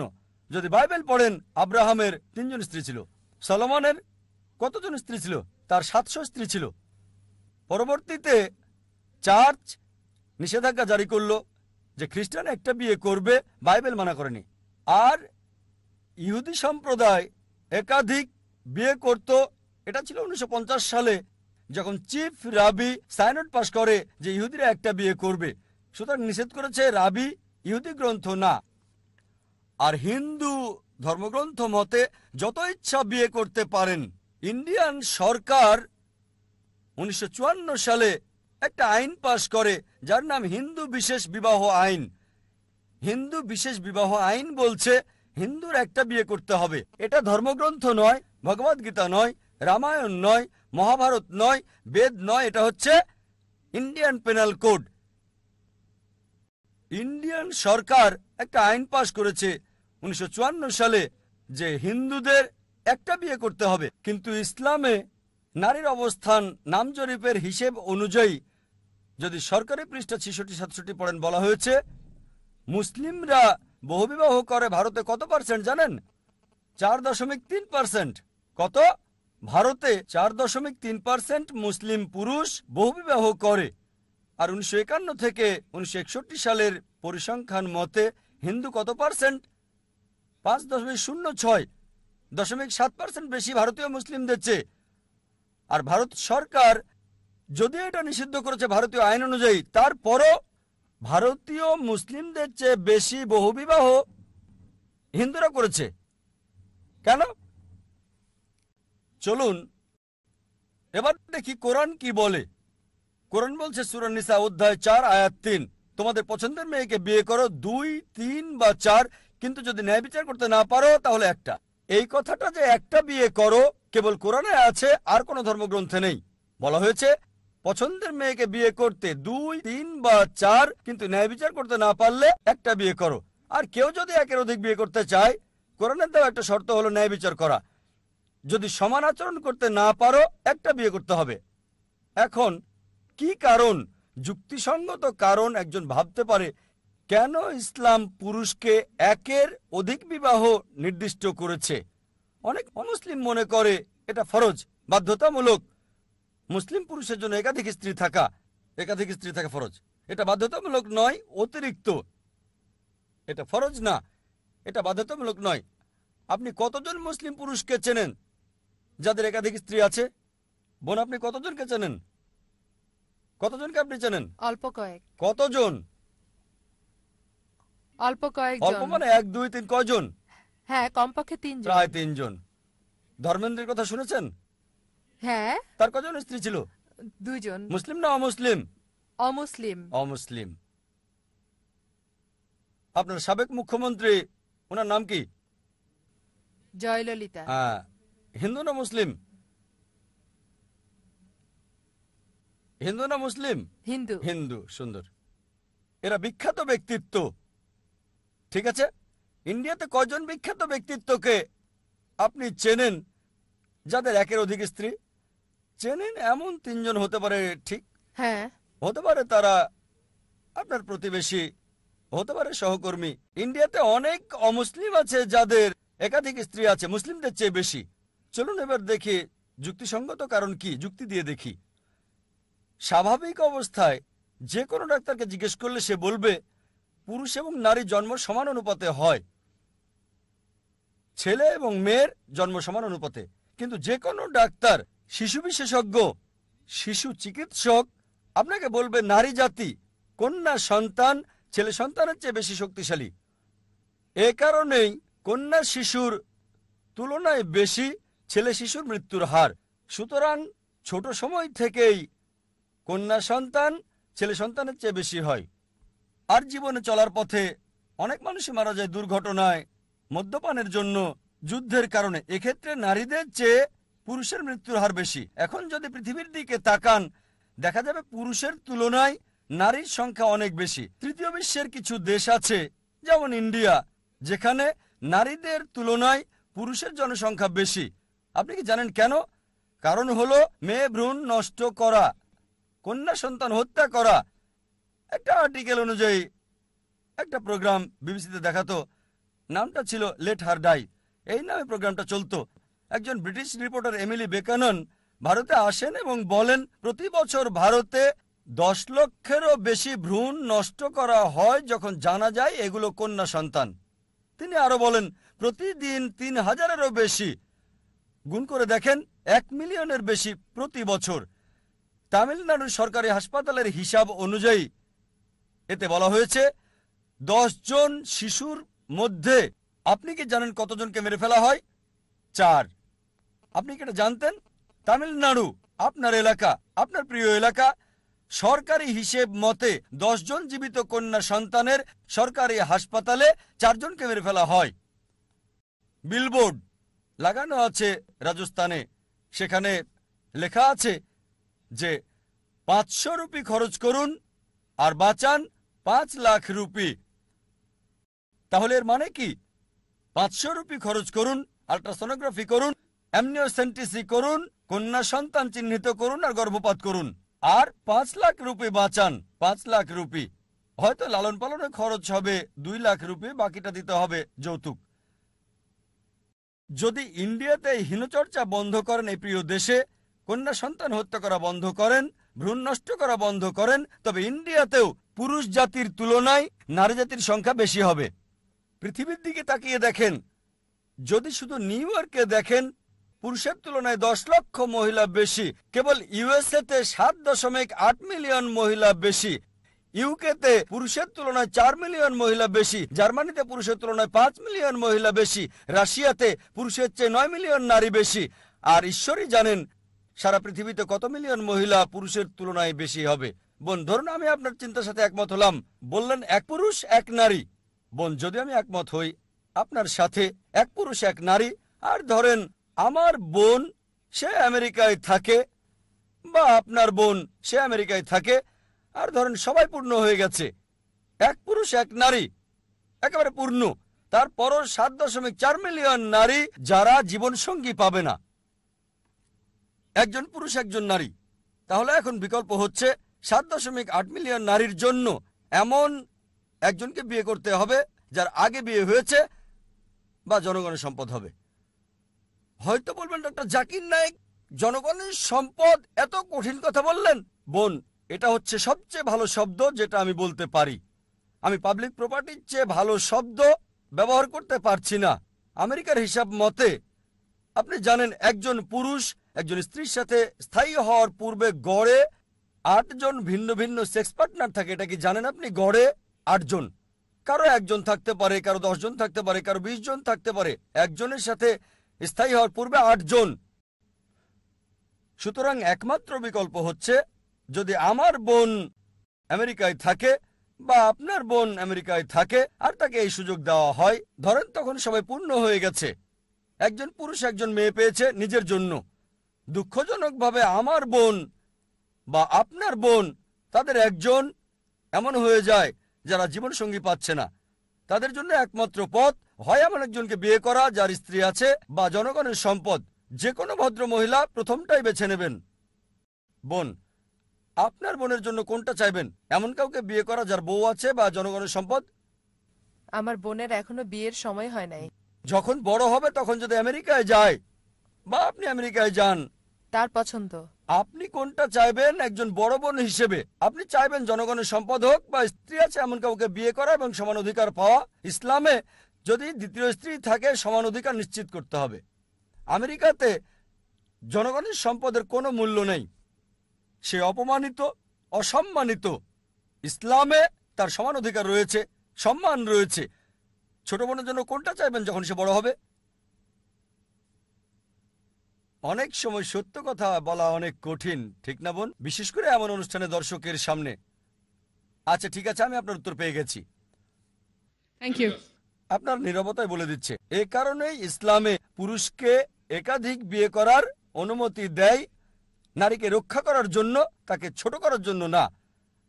আপনার এই প্রশ্নে যে এটা কি বাধ্যতামূলক স্বামী স্ত্রীর কাছে অনুমতি নেবে? বাধ্যতামূলক না, কারণ যদি সে রক্ষা করতে চায়, যদি অন্য কোনো মহিলাকে রক্ষা করতে চায়, বোন, আমি মানছি যে স্বাভাবিক অবস্থায় কোনো মহিলাই চাইবে না তার স্বামীকে অন্য কোনো মহিলার সাথে শেয়ার করতে, এটা আমরা মানি, এটা মানুষের স্বভাব। কিন্তু সেই মহিলা যদি ভালো মুসলিমা হয়, যদি ভালো মুসলিম নারী হয়, সে কি করবে? বড় ক্ষতি ঠেকাতে গিয়ে ছোট ক্ষতি মেনে নেবে। সে বলবে, জানি স্বামী শেয়ার করা আমার জন্য ক্ষতি, কিন্তু আমি বরং ছোট ক্ষতি মেনে নেব আমার বোনকে জনগণের সম্পদ হওয়া থেকে রক্ষা করার জন্য। সে একজন ভালো মানুষ, সুতরাং অবশ্যই সে তার স্বামীকে অনুমতি দেবে দ্বিতীয় বিয়ে করার জন্য, যদি সে ভালো মুসলিমা হয়। অনুমতি নেওয়াটা ফরজ না, তবে নিলে ভালো। কমপক্ষে জানানোটা জরুরি, যাতে করে সে দুই স্ত্রীর সাথে ন্যায় বিচার করতে পারে। আশা করি উত্তরটা পেয়েছেন। ধন্যবাদ। আর আমার সামনের মাইক বাম দিকে যে ভাই আছেন, আপনি আপনার নাম এবং পেশা বলুন। আমি পল, আমার পেশা, আমি একজন পোস্ট গ্রাজুয়েট শিক্ষক। আমার প্রথম প্রশ্ন, আপনি আমাকে ভাই বললেন, তাহলে ভাই এবং মুসলিম ভাইয়ের মধ্যে পার্থক্য কি? দ্বিতীয় প্রশ্ন, এই প্রদর্শনীতে দেখছি বাদ্যযন্ত্র রাখা আছে, আপনি এগুলো নিষিদ্ধ করেছেন। বাদ্যযন্ত্র, আমার ভাইয়েরা বাদ্যযন্ত্র ব্যবহার করছে না, কিন্তু মালয়েলিয়াম কদর ইব্রাহিম বলেছেন কিছু বাদ্যযন্ত্র মনকে শান্ত করে এবং প্রশান্তি আনে। এটা কি যুক্তিসঙ্গত? আমি আসল কারণটা জানতে চাই। ভাই দুটো প্রশ্ন করলেন। প্রথমটা হচ্ছে যে আপনি আমাকে ভাই বলছেন, তাহলে আমার আর আপনার মধ্যে পার্থক্য কোথায়? ইসলামে দুই ধরনের ভাই আছে, একটা হচ্ছে মানবজাতি ভাই ভাই, আরেকটা বিশ্বাসীরা ভাই। এখন সবাই মানবজাতি হোক মুসলিম বা অমুসলিম, সে আমার মানবতার ভাই, কারণ আমাদের আদি উৎস এক, আদম এবং ইভ। ঠিক, একজন মুসলিম বিশ্বাসের ক্ষেত্রে আমার ভাই। যদি আপনি ইসলাম গ্রহণ করেন, যদি গ্রহণ করেন, আপনার ইচ্ছাকে ঈশ্বরের কাছে সমর্পণ করেন, মানবতার ভাই থেকে আমি আপনাকে বিশ্বাসের ভাই বলবো। যদি বলেন যে আমি আমার ইচ্ছাকে ঈশ্বরের কাছে সমর্পণ করতে চাই, আমি শান্তি পেতে চাই, এই ভাই থেকে আমি আপনাকে বিশ্বাসের ভাই বলবো। দুই ধরনের ভাই, মানবতার ভাই, ইমানের ভাই। দ্বিতীয় প্রশ্নে আসি। এখানে বাদ্যযন্ত্রের উপর একটা ক্রস দেখেছেন। কিছু কিছু বাদ্যযন্ত্র প্রশান্তি আনে, মনে নীরবতা আনে। কিছু মালয়েশিয়ানদের কথা আপনি বলেছেন, কেন এটা নিষিদ্ধ? যদি পড়েন নবীজি মুহাম্মদ সাল্লাল্লাহু আলাইহি ওয়াসাল্লামের অনেক হাদিস রয়েছে যেগুলো বাদ্যযন্ত্রকে নিষেধ করেছে।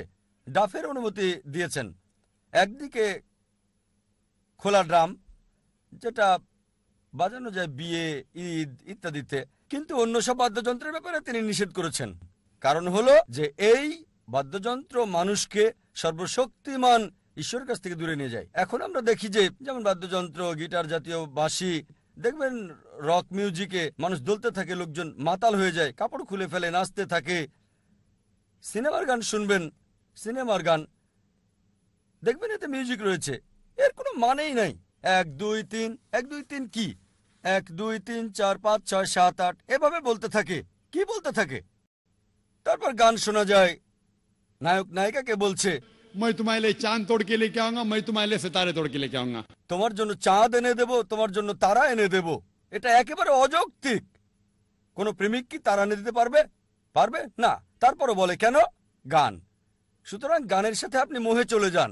কি বলছে সেটা বুঝতে পারছেন না, বারবার বলে যাচ্ছেন। এটা আপনাকে সত্য থেকে দূরে নিয়ে যায়, সর্বশক্তিমান ঈশ্বর থেকে দূরে নিয়ে যায়। আর এই কারণে আমাদের নবীজি মুহাম্মদ সাল্লাল্লাহু আলাইহি সাল্লাম মদপান করতে নিষেধ করেছেন। এটার কিছু ভালো দিক থাকতে পারে, কিন্তু ক্ষতিই বেশি। যা কোরআন বলছে সূরা বাকারা অধ্যায় 2 আয়াত 219, যখন তারা নেশার ব্যাপারে মদ্যপানের বিষয়ে জিজ্ঞেস করে তাদের বলো ক্ষতি এবং উপকার উভয়ই আছে, তবে ক্ষতির পরিমাণে বেশি। মদের ক্ষেত্রে ডাক্তার হিসেবে আমি বলতে পারি, দেখবেন বিয়ার শরীরকে গরম রাখে। লোকজন আমাকে বলে, ভাই জাকির, বিয়ারটা তো ভালো, শরীর গরম রাখে। আমি বলি, শরীর গরম রাখতে চাইলে মধু খান, মধু শরীর বেশি গরম রাখে, কিন্তু মধুতে সেই নেশা নেই যা বিয়ারে আছে। সুতরাং গরমের চেয়ে নেশাটাই মুখ্য। কিছু ভালো দিক আছে, তবে ক্ষতিই বেশি। একইভাবে গান বাজনাতেও ভালোর চেয়ে মন্দ বেশি। আর এই কারণে এখন আমরা দেখি বাদ্যযন্ত্র, গান বাজনা এইসব মানুষকে সত্য সুন্দরের পথ থেকে, ঈশ্বরের কাছ থেকে দূরে নিয়ে যায়। এজন্য আমাদের প্রিয় নবীজি সাল্লাল্লাহু আলাইহি সাল্লাম বাদ্যযন্ত্র নিষিদ্ধ করেছেন। আশা করি উত্তরটা পেয়েছেন। বাঁশি, বিশেষভাবে বাঁশি, বাঁশি শোনা যাবে কিনা, যাবে কিনা, এটা আমার প্রশ্ন। দেখুন, আমি ড্রাম এসবের ব্যাপারে বলছি না। ভাই, আপনি বলছেন যে যারা কোরআন জানে আর যারা কোরআন জানে না এটা একই জিনিস বলছেন, এসব ব্যাপারে বলছি না। কথা বলছেন বিশ্বাসের ভাই, মানবতার ভাই, এই হ্যাঁ ব্যাপারে হ্যাঁ, আমি বুঝতে পারিনি। দুটোতেই মন্তব্য করেছে, বাঁশির ব্যাপারে বলছে। সুতরাং বাঁশি এখানে মূল প্রশ্ন। হ্যাঁ, যে কেউ হতে পারে। হিন্দি সিনেমার অনেক গানে বাঁশি ব্যবহার দেখবেন আপনারা, জানেন বাঁশি অনেক হিন্দি সিনেমার গানেই, এমনকি তামিল সিনেমা বা মালায়ালাম সিনেমা আমি জানি না, এসবে বাঁশি ব্যবহার হয়। এটা মানুষকে মোহে রাখে, জানেন। এটা ভগবদ গীতাতেও উল্লেখ আছে। ভগবদ গীতায় শ্রীকৃষ্ণ বাঁশি ব্যবহার করতেন। হ্যাঁ, কেন জানেন? আনতে, কি জন্য? মনে প্রশান্তি আনতে। সে তীরে যেত, নদীর তীরে, হ্যাঁ, এবং বাঁশি বাজত কেন? গোপীর স্ত্রীর সাথে নাচতে। গোপী স্ত্রী, ঠিক। এটা এজন্য আমরা এগুলো বিশ্বাস করি না। আমরা জানি, নারীদের সম্মান করি, যখন কোনো নারীকে দেখি দৃষ্টি অবনত করি। যদি সে আপনার বোন, আপনার মা, আপনার স্ত্রী না হয়, তাহলে সেক্ষেত্রে কোরআন বলছে সূরা নূর অধ্যায় 24 আয়াত নাম্বার 30 যে পুরুষরা দৃষ্টি অবনত রাখবে, নারীরা দৃষ্টি অবনত রাখবে। আমরা এইসব বিশ্বাস করি না যে গোপী স্ত্রী যা বললেন। আর এই সব কিছুই একজন মানুষকে সত্য থেকে দূরে নিয়ে যায়। এ কারণে হোক সেটা বাঁশি বা হোক গিটার বা অন্য কোনো বাদ্যযন্ত্র, এটা নিষিদ্ধ। আবার আপনার প্রথম প্রশ্নে আসি, কেন সবাইকে যারা কোরআন মানে বা মানে না তাদেরকে আমরা ভাই বলি না? ভাই, অনেক মানুষই আছে যারা বলে যে মুসলিম কিন্তু কোরআন অনুসরণ করে না। তাহলে তো আমার এভাবে বলতে হবে যে মুসলিম ভাই, তবে কোরআন মানে না। এজন্য আমি বলি বিশ্বাসের ভাই, এর মানে হচ্ছে যে তার ইচ্ছাকে ঈশ্বরের কাছে সমর্পণ করেছে। হয়তো সে ভালো মুসলিম না, ঠিক। আর মানবতার ভাই মানে আপনি মানুষ, আপনাকে ভাই বলবো। তবে বিশ্বাসের ভাই মানে যে ব্যক্তি নিজের ইচ্ছাকে আল্লাহর কাছে সমর্পণ করে। এখন যদি বলেন শান্তি চান নিজের ইচ্ছাকে ঈশ্বরের কাছে সমর্পণ করার মাধ্যমে, প্রথমে দেখেন ঈশ্বরের ইচ্ছাটা কি।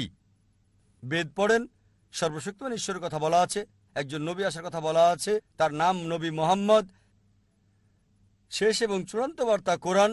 যদি এসবে বিশ্বাস করেন, আপনাকে বিশ্বাসের ভাই বলবো।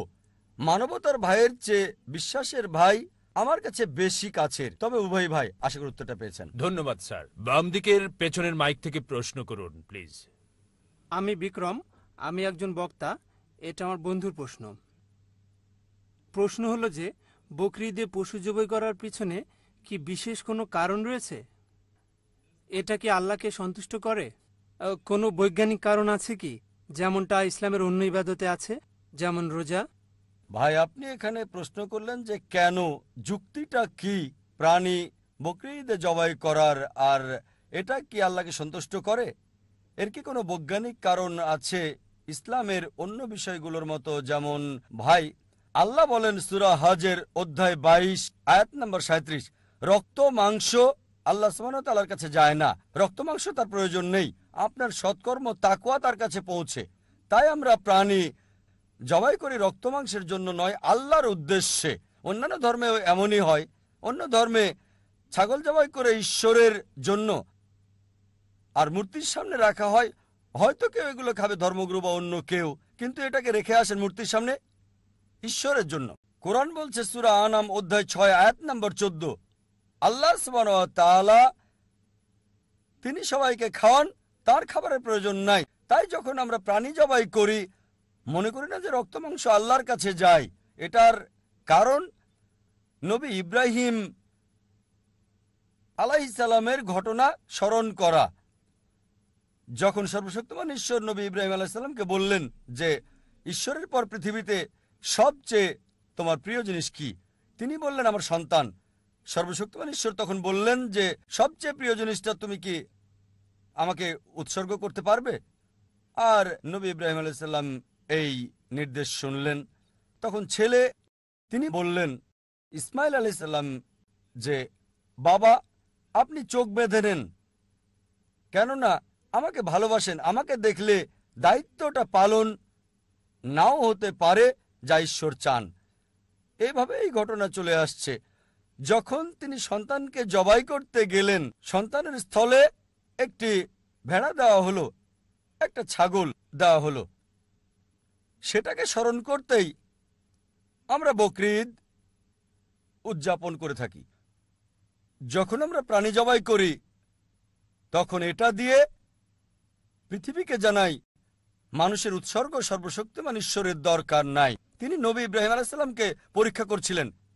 এমন না যে নবী ইব্রাহিম পাশ করবে না ফেল করবে, তিনি জানতেন না। তিনি ভালোভাবে এটা জানতেন যে আমার নবী ইব্রাহিম পরীক্ষায় পাশ করতে পারবে। এটা আমাদের স্মরণ করিয়ে দেয় মানুষ উৎসর্গ করা নিষিদ্ধ। এমনকি এখনো বিশেষ করে আমাদের এই দেশে ইন্ডিয়াতে প্রতিদিন মানুষকে উৎসর্গ করা হচ্ছে ঈশ্বরের নামে, যা একেবারে নিষিদ্ধ। এখানে আমাদের স্মরণ করাচ্ছে সর্বশক্তিমান ঈশ্বরের মানুষ উৎসর্গ প্রয়োজন নেই। আবার আমরা যখন পশু জবাই করি মনে করি না যে রক্ত মাংস সর্বশক্তিমান ঈশ্বরের কাছে যায়। পশু জবাইয়ের যে মাংস, সেই মাংসের 1/3 দিতে হয় গরিব লোকদের, আরেক অংশ আত্মীয় স্বজনকে দিতে হয়। নিজে বড় জোর 1/3 রাখতে পারেন। এখানে আবার ভাগ করছি, যদি চান পুরোটাই গরিবদের দিতে পারেন, তবে কমপক্ষে 1/3 আত্মীয় স্বজনদের, 1/3 নিজের জন্য। এভাবে গরিবদের সাহায্য করা হচ্ছে, গরিবদের খাওয়ানো হচ্ছে। আমাদের এটাও স্মরণ করাচ্ছে যে মানুষ উৎসর্গ নিষিদ্ধ। আর সর্বশক্তিমান ঈশ্বরের কোনো প্রাণীর রক্ত মাংসের প্রয়োজন নেই। একই সাথে আমরা গরিবদের সাহায্য করছি, খাবার দিচ্ছি এবং ভ্রাতৃত্ব বৃদ্ধি করছি। আশা করি উত্তরটা পেয়েছেন। আমার ডান দিকের একজন অমুসলিম বোন থেকে একটা প্রশ্ন নিচ্ছি। শুভ সন্ধ্যা স্যার। স্যার, আমার দুটো প্রশ্ন এই সন্ধ্যায়। প্রথমটা হলো শরিয়া কি? কারণ আমরা কোরআন মানি পবিত্র গ্রন্থ, জীবনধারণ সবকিছু এর উপর ভিত্তি করে। কিন্তু শরিয়া কি? কারণ গতকাল বিবিসিতে দেখেছি অপরাধীকে শাস্তি দেওয়া হচ্ছে শরিয়াতে যা লেখা আছে তার উপর ভিত্তি করে। আমি জানতে চাই এটা কি। এটা আমার প্রথম প্রশ্ন। দ্বিতীয় প্রশ্ন, সাধারণত হিন্দু ধর্মে আমরা সবাই ধ্যান চর্চা করি, যার দ্বারা শ্লোক পাঠ করি, কোনো কিছুতে মনোযোগ দেই, যেমন আলো। কিন্তু আপনি যখন শ্লোক পাঠ করেন, আয়াত পাঠ করেন, কিভাবে মনোযোগ দেন আয়াতের উপর, বা কিভাবে ঈশ্বরের সাথে কথা বলেন? এটা আমার দ্বিতীয় প্রশ্ন স্যার। বন্ধুটো প্রশ্ন করলেন। প্রথম প্রশ্ন, তিনি জানতে চান শরিয়া কি। টিভিতে শুনেছেন যে শরিয়া অনুযায়ী। আর দ্বিতীয় প্রশ্ন হলো যে আমরা কিভাবে মনোযোগ দিয়ে থাকি যখন কোনো কিছুর উপাসনা করি, তিনি আলোতে মনোযোগ দেন, আমরা কিভাবে দেই। প্রথম প্রশ্নটা হচ্ছে শরিয়া কি। শরিয়া হচ্ছে বিচার ব্যবস্থা, কোরআন এবং সহিহ হাদিস ভিত্তিক। যখন বলি তুমি কি শরিয়া মেনে চলো, তার মানে তুমি কি কোরআন এবং সহিহ হাদিস মেনে চলো। যদি বলেন একটা বিধান যে শরিয়া অনুযায়ী মানে কি, শরিয়া মতে কি মদ পান করতে পারবো, আপনি যা বলছেন তা হলো বিধান সর্বশক্তিমান ঈশ্বর প্রদত্ত কোরআনে এবং সহিহ হাদিসে নবীজি মুহাম্মদ সাল্লাল্লাহু আলাইহি ওয়াসাল্লামের কথা। আমাদের নবীজি মুহাম্মদ সাল্লাল্লাহু আলাইহি ওয়াসাল্লাম যেভাবে বলে গেছেন। যদি বলেন বিধান কি শরিয়া মতে, তাহলে ঠিক আছে মদ পান করতে পারবো। আমি বলবো শরিয়া মতে মদ পান নিষিদ্ধ, রেফারেন্স দিতে পারি আমি সূরা মাইদা অধ্যায় 5 আয়াত নাম্বার 90। সুতরাং শরিয়া হচ্ছে ইসলামের বিচার ব্যবস্থা পবিত্র কোরআন এবং নবীজির সহিহ হাদিসের উপর ভিত্তি করে। এবার আপনার দ্বিতীয় প্রশ্ন হলো, যখন আপনি কোনো প্রশংসা করেন আপনি আলোতে মনোযোগ দেন। যখন আপনি প্রশংসা করেন, আমরা কি করি? যখন আল্লাহর কাছে প্রার্থনা করি তখন যা করি সরাসরি ঈশ্বরের সাথে যোগাযোগ করি। আমরা প্রার্থনা সরাসরি ঈশ্বরের সাথে যুক্ত হটলাইন, সরাসরি যোগাযোগ। এক্ষেত্রে আমরা যা করি অর্থে মনোযোগ দিয়ে থাকি। আমরা প্রতিমূর্তিতে মনোযোগ দিই না, কারণ আমরা বিশ্বাস করি না যে ঈশ্বরের প্রতিমূর্তি আছে। এটা করার মানে আপনি ঈশ্বরকে ছোট করে দেখছেন। এখন চিন্তা করেন, আপনি ঈশ্বরে মনোযোগ দিচ্ছেন, সর্বশক্তিমান ঈশ্বরের মূর্তি বানাচ্ছেন, ঈশ্বরকে ছোট করছেন, মূর্তিতে সীমাবদ্ধ করছেন। ধরেন যদি মূর্তি পড়ে যায়, ভেঙে যায়, চিন্তা করেন যে নিজেকে সাহায্য করতে পারে না তাকে ঈশ্বর ভাবছেন। তাই আমরা ঈশ্বরকে ছোট করতে পারি না, ঈশ্বরকে গালমন্দ করতে পারি না। এজন্যই প্রার্থনা করার সময় আমরা সরাসরি প্রার্থনা করি, অর্থের দিকে মনোযোগ দিয়ে থাকি। এ কারণে স্বাভাবিকভাবে আমরা সালাত আদায় করি, আমি বলি নামাজে মনোযোগ দেওয়ার ভালো উপায় হলো অর্থ বোঝা আর অর্থে মনোনিবেশ করা। এভাবে নামাজ আদায় করি। যদি প্রার্থনা বলি, বাংলায় প্রার্থনা মানে সাহায্য চাওয়া, অর্থাৎ অনুগ্রহ চাওয়া, দয়া চাওয়া। আরবি শব্দ সালাহ, এটা দিয়ে শুধু প্রার্থনাই বোঝায় না, সালাতে সাহায্য চাওয়া ছাড়াও কৃতজ্ঞতা প্রকাশ করা আল্লাহর কাছে এবং প্রশংসা করা সর্বশক্তিমান ঈশ্বরের, একই সাথে সর্বশক্তিমান ঈশ্বরের কাছ থেকে নির্দেশনা পাওয়া সালাতে।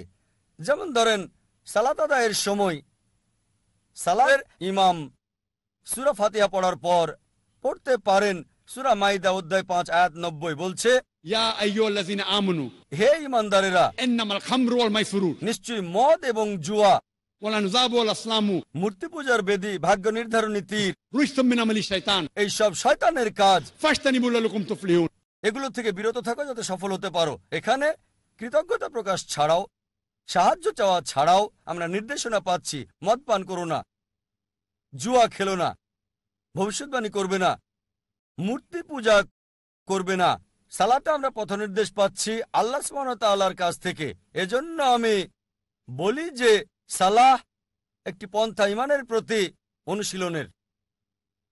এজন্য আমাদের নবীজি মুহাম্মদ সাল্লাল্লাহু আলাইহি সাল্লাম এবং আল্লাহ সুবহানাহু ওয়া তাআলা বলেছেন কমপক্ষে দৈনিক 5 বার নামাজ আদায় করতে। কারণ চারপাশে যত মন্দ কাজ আছে, যত নিন্দনীয় কাজগুলো আছে, যত পাপ দেখি, তাতে করে খুবই সম্ভাবনা আছে ক্ষতিগ্রস্ত হয়ে যাওয়ার। এজন্য আমরা নামাজ পড়তে থাকি। আমরা ঈমানের প্রতি অনুশীলন করে কমপক্ষে দৈনিক 5 বার আমরা ঈমানের প্রতি অনুশীলন করছি। তাই সালাহ প্রার্থনার চেয়ে অতি উত্তম।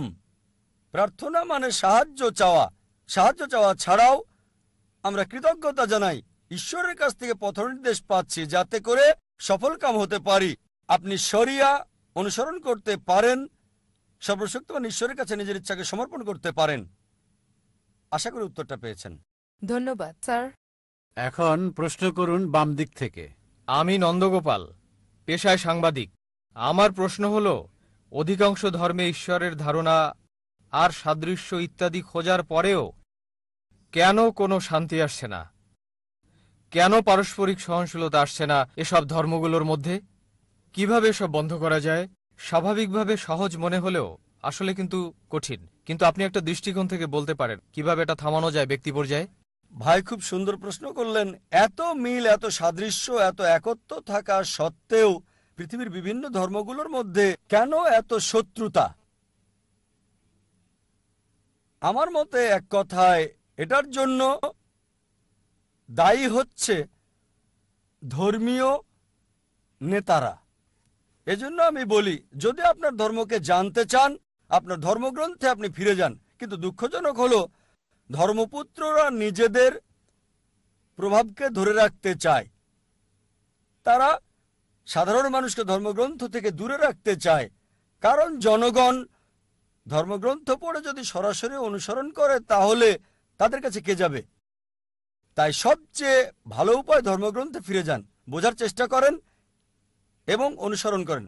আমরা দেখি, যদিও আমরা জানি সব প্রধান ধর্মই বলে যে ঈশ্বর এক, ঈশ্বরের কোনো প্রতিমূর্তি নেই, মূর্তি পূজা করা যাবে না, তারপরও দেখি অধিকাংশ ধর্মই ইসলাম ছাড়া মূর্তি পূজায় বিশ্বাস করে। কেন? কারণ হল, আমি একটা উদাহরণ দিচ্ছি। যদি একজন হিন্দু গুরুকে জিজ্ঞেস করেন যে বেদ পরিষ্কার করে স্পষ্ট করে বলছে ঈশ্বরের কোনো প্রতিমূর্তি নেই, সে আমাকে বলবে, হ্যাঁ হ্যাঁ ডাক্তার নায়েক, আমি জানি এটা পরিষ্কার নিষেধ, কিন্তু আসে ঈশ্বরের প্রতিমূর্তি নাই উঁচু স্তরের লোকজনের জন্য। নিচু স্তরের লোকজনের জন্য মনোনিবেশ করার জন্য মূর্তি প্রয়োজন। আমি বলি, এটা কোথায় আছে? বলবে, না না না, এটা আমাদের মতবাদ, নিজস্ব মতবাদ।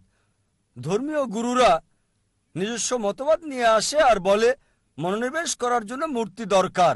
আমি আপনার সাথে একমত। তারা বলে, ডক্টর নায়েক, বেদ মূর্তি পূজার বিরোধী, বেদ সর্বশক্তিমান ঈশ্বরের প্রতিমূর্তির বিরোধী, কিন্তু সেটা উঁচু স্তরের লোকজনের জন্য। আর আমি তাদের বলি, প্রিয় পণ্ডিতজি, প্রিয় স্বামীজি, আমরা মুসলিমরা ইতিমধ্যে উঁচু স্তরে পৌঁছে গেছি, আমাদের মূর্তি দরকার হয় না। সুতরাং এই অবস্থায় আমাদের যা দরকার, অধিকাংশ ধর্মগুরু বা ধর্মপ্রচারক বা পণ্ডিত অধিকাংশ ধর্মের একই কাজ করে, যা আমি আপনাদের পরিষ্কার করে বলেছি। যীশু খ্রিস্ট বা ঈসা আলাইহিস সালাম কখনোই নিজেকে ঈশ্বর দাবি করেননি। তারপরেও দেখবেন যে পাদ্রীরা বিশ্বাস করতে বলছে যে যীশু খ্রিস্ট আপনার পাপের জন্য মৃত্যুবরণ করেছিলেন, আপনি মুক্তি পাবেন। যীশু খ্রিস্ট বা ঈসা আলাইহিস সালাম কোথায় এটা বলেছেন? আমরা যা দেখি, আর এজন্য আমি হিন্দুদের বলি বেদে ফিরে যান, খ্রিস্টানকে বলি আপনারা গ্রন্থে ফিরে যান। আমি জানি পার্থক্যও রয়েছে, আমি বলছি না ধর্মগুলোতে কোনো পার্থক্য নেই। আমি বড় একটা লেকচার দিতে পারবো পার্থক্যগুলো নিয়ে ইসলাম, হিন্দু এবং খ্রিস্টান ধর্মের। তবে আমি যা বলি, সকল মানুষকে কমপক্ষে একটা গ্রন্থকে 100 ভাগ ঈশ্বরের বাণী বলে আপনারা বিশ্বাস করে নিন। অধিকাংশ মানুষেরই এটা মানতে কোনো সমস্যা হবে না। হিন্দুরা বলবে আমাদের কোনো সমস্যা নেই বেদকে ঈশ্বরের বাণী বলে মানতে। খ্রিস্টানরা বলবে কোনো সমস্যা নেই বাইবেলকে শতভাগ ঈশ্বরের বাণী বলে মানতে। মুসলিমরা বলবে কোনো সমস্যা নেই কোরআনকে ঈশ্বরের বাণী বলে মানতে। তখন আমি বলি চলুন আমরা কমপক্ষে এই গ্রন্থগুলোর কমন বিষয়গুলো মেনে চলি, পার্থক্যগুলো নিয়ে পরে দেখা যাবে। অন্তত কমন বিষয়গুলো মানার ব্যাপারে একমত হই। আমার বক্তব্যে কমন বিষয়গুলো আনার চেষ্টা করি আমি, এবং তুলে ধরি সব প্রধান ধর্মগ্রন্থগুলো, হোক সেটা হিন্দুইজম, ক্রিশ্চিয়ানিটি, জুডাইজম, পার্সিজম, শিখিজম, ইসলাম, সবগুলোই বলছে ঈশ্বর এক, তার কোনো মূর্তি নেই, তাকে কেউ জন্ম দেয়নি, তার কোনো পিতামাতা নেই। চলুন এক ঈশ্বরের উপাসনা করি। সব প্রধান ধর্মগ্রন্থগুলো, জুডাইজম, ক্রিশ্চিয়ানিটি, হিন্দুইজম, বুদ্ধিজম, পার্সিজম, এগুলো বলছে যে পৃথিবীতে একজন নবী আসবেন, তার নাম মোহাম্মদ সাল্লাল্লাহু আলাইহি সাল্লাম। আমি একটা লেকচার দিতে পারবো মোহাম্মদ সাল্লাল্লাহু আলাইহি সাল্লাম হিন্দু ধর্মগ্রন্থে, পুরো একটা লেকচার দিতে পারবো মোহাম্মদ সাল্লাল্লাহু আলাইহি সাল্লাম প্রধান প্রধান ধর্মগ্রন্থগুলোতে। আমি বলবো চলুন একমত হই ঈশ্বর এক, তার জন্ম হয় নাই, কোনো প্রতিমূর্তি নাই, কোনো মূর্তি নাই। দ্বিতীয় হচ্ছে সব প্রধান ধর্মগ্রন্থই বলছে একজন নবী আসবেন, তিনি সর্বশেষ নবী, তার নাম মুহাম্মদ। এটা উল্লেখ আছে বাইবেলে, গসপেল অফ জন 16 নম্বর অধ্যায় অনুচ্ছেদ 12 থেকে 14। যীশু খ্রিস্ট সাল্লাল্লাহু আলাইহি সাল্লাম বলেছেন আমার অনেক কিছু বলার আছে, কিন্তু তোমরা সব সহ্য করতে পারবে না। তার জন্য যখন সত্যের আত্মা আসবেন তিনি তোমাদের পথ দেখাবেন। তিনি নিজে কিছু বলবেন না, যা শুনবেন তাই বলবেন। তিনি আমাকে সম্মানিত করবেন। নিউ টেস্টামেন্ট নবীজি মুহাম্মদ সাল্লাল্লাহু আলাইহি সাল্লাম সম্পর্কে বলছেন। ওল্ড টেস্টামেন্ট বুক অফ ডিউটেরোনমি অধ্যায় 18 অনুচ্ছেদ 18 মুহাম্মদ সাল্লাল্লাহু আলাইহি সাল্লামের আগমনের কথা বলছে। বুক অফ ডিউটেরোনমি অধ্যায় 18 অনুচ্ছেদ 19 মুহাম্মদ সাল্লাল্লাহু আলাইহি সাল্লাম সম্পর্কে বলছে। বুক অফ আইজায়া অধ্যায় 29 অনুচ্ছেদ 12 নবীজি মুহাম্মদ সাল্লাল্লাহু আলাইহি সাল্লামের আগমনের কথা বলছে। বুক অফ সলোমন অধ্যায় 5 অনুচ্ছেদ 16 ওল্ড টেস্টামেন্টে নবীজি মুহাম্মদ সাল্লাল্লাহু আলাইহি সাল্লাম সম্পর্কে বলা হয়েছে। নিউ টেস্টামেন্টে গসপেল অফ জন অধ্যায় 14 অনুচ্ছেদ 16, গসপেল অফ জন অধ্যায় 15 অনুচ্ছেদ 26, গসপেল অফ জন অধ্যায় 16 অনুচ্ছেদ 7, গসপেল অফ জন অধ্যায় 16 অনুচ্ছেদ 12 থেকে 14। এগুলো সব মুহাম্মদ সাল্লাল্লাহু আলাইহি সাল্লামের আসার ব্যাপারে বলছে। আমি হিন্দু ধর্মগ্রন্থ থেকেও বলতে পারি। যদি আপনি হিন্দু ধর্মগ্রন্থ ভবিষ্যৎ পুরাণা পড়েন, পর্ব 3 খণ্ড 3 অধ্যায় 3 5 থেকে 8 নম্বর শ্লোক, ভবিষ্যৎ পুরাণা পর্ব 3 খণ্ড 3 অধ্যায় 3 শ্লোক 10 থেকে 27 নবীজি মুহাম্মদ সাল্লাল্লাহু আলাইহি সাল্লাম সম্পর্কে বলছে। অথর্ববেদ মুহাম্মদ সাল্লাল্লাহু আলাইহি সাল্লাম সম্পর্কে বলছে। ঋগ্বেদ মুহাম্মদ সাল্লাল্লাহু আলাইহি সাল্লাম সম্পর্কে বলছে। একটা লেকচার দেওয়া যাবে। আর কল্কি পুরাণায় কল্কি অবতার আসার কথা বলা হয়েছে। বলা হয়েছে তার বাবার নাম হবে বিষ্ণু ইয়াস, মানে ঈশ্বরের ভৃত্য। আরবিতে আব্দুল্লাহ, যা নবীজি মুহাম্মদ সাল্লাল্লাহু আলাইহি সাল্লামের বাবার নাম। তার মায়ের নাম হবে সুমতি, যার অর্থ শান্ত, নীরব, শান্তি। আরবিতে নাম আমিনা, যা নবীজি মুহাম্মদ সাল্লাল্লাহু আলাইহি সাল্লামের মায়ের নাম। বলা হয়েছে তার জন্ম হবে মাধব মাসের 12 তারিখে, মানে 12ই রবিউল আউয়াল। আরো বলা হয়েছে তার 4 জন সহচর থাকবে, মানে প্রথম 4 খলিফায়ে রাশিদিন। বলা হয়েছে তিনি জন্মগ্রহণ করবেন শান্তির শহর মক্কায়। আরো বলা হয়েছে তার জন্ম হবে মক্কার প্রধান গোত্রে। এভাবে আরো আরো আরো, এটা অন্য কাউকে নয়, সর্বশেষ এবং চূড়ান্ত নবী মুহাম্মদ সাল্লাল্লাহু আলাইহি সাল্লামকে বোঝাচ্ছে। আমি বলি পার্থক্যগুলো দূরে রেখে আসুন একমত হই যা common. Hinduism, Christianity, Judaism, Parsiism, Buddhism এবং ইসলামে আছে ঈশ্বর এক, তাকে কেউ জন্ম দেয়নি, তার কোনো প্রতিমূর্তি নেই, তারই উপাসনা করা অন্য কারো নয়। সর্বশেষ এবং চূড়ান্ত নবী হলেন মুহাম্মদ সাল্লাল্লাহু আলাইহি সাল্লাম। যদি আপনি কমন বিষয়ে একমত হন, তার ধর্ম মানেন, সবাই এক হয়ে যাব। কিন্তু সেই সব লোক যারা ধর্মের ঠিকাদার মানে ধর্মের প্রচারক, তারা তাদের ক্ষমতা হারাতে চায় না। তাই তারা সাধারণ অনুসারীদের ধর্মগ্রন্থ পড়তে নিষেধ করে। বিশ্বাস করুন, হিন্দুদের ক্ষেত্রে আমার কোনো সমস্যা নেই, কারণ তারা আমাকে ভালোবাসে, সম্মান করে। বিশ্বাস করুন, মানুষ সাধারণত ধর্মের ব্যাপারে কথা বলা পবিত্র মনে করে, আমি এটা পছন্দ করি। আর অমুসলিমরা আমাকে সম্মান করে অনেক ক্ষেত্রে মুসলিমদের চেয়েও বেশি। যখন এয়ারপোর্টে কাস্টমস পার হই, অমুসলিম কাস্টম অফিসার বলে, জাকির নায়েক, যাহা বলিব সত্য বলিব, সত্য বই মিথ্যা বলিব না। সে সত্য বলছে, একেবারেই সত্য, যেহেতু আমি কোর্টে শপথ গ্রহণ করেছি, সুতরাং আমরা যা বুঝি সত্য বলতে হবে। এজন্য আপনার সাথে একমত ভাই। অসহিষ্ণুতার পার্থক্যের কারণ হলো ধর্মীয় ওই গুরুরা, ধর্মীয় নেতারা। এ কারণে আমাদেরকে গ্রন্থগুলো সাদৃশ্য দেখতে হবে, কমন বিষয়ে এক হতে হবে, তাহলে সমগ্র মানব জাতি এক ভ্রাতৃত্বে আবদ্ধ হবে। আশা করি উত্তরটা পেয়েছেন। ধন্যবাদ ডক্টর জাকির নায়েক। এখন আমার বাম দিকের পেছনে মাইক থেকে একটা প্রশ্ন নিচ্ছি। আমার নাম পাস্কেল। আমি একজন শিক্ষক। আমি একজন খ্রিস্টান। আপনার কথাই বলছি। আপনি ইংরেজি অনুদিত গসপলের সাথে একমত, যা আমরা খ্রিস্টানরা বিশ্বাস করি। আমি এগুলোর উদ্ধৃতি দিচ্ছি। 1 নম্বর, 4টি গসপলে যখন যিশু দীক্ষা নিয়ে বেরিয়ে আসলেন, স্বর্গ থেকে একটা শব্দ হচ্ছিল, এ আমার প্রিয় পুত্র, আমি তার উপর সন্তুষ্ট, তাকে মানো। একইভাবে 2 নম্বরে আছে, মাউন্ট টাবুরে তাকে পবিত্র করা হলো, তার মুখমণ্ডল সূর্যের মতো দেখাচ্ছে, স্বর্গ থেকে শব্দ বেরিয়ে আসছে, এ আমার প্রিয় সন্তান, আমি তার উপর সন্তুষ্ট, তোমরা তার কথা শোনো। অনেক সময় তিনি শয়তানকে তাড়াতেন। তারা মানুষের কাছে এসে বলতো, হে ঈশ্বরের সন্তান, কেন আমাদের অত্যাচার করছো সময়ের আগে? আবার বড় যাজকের সামনে যাজক যখন তাকে বলল, মহাপ্রভুর শপথ, তাকে বললাম, তুমি কি ঈশ্বরের পুত্র? তখন যিশু বলল, তুমি এটা বলছো।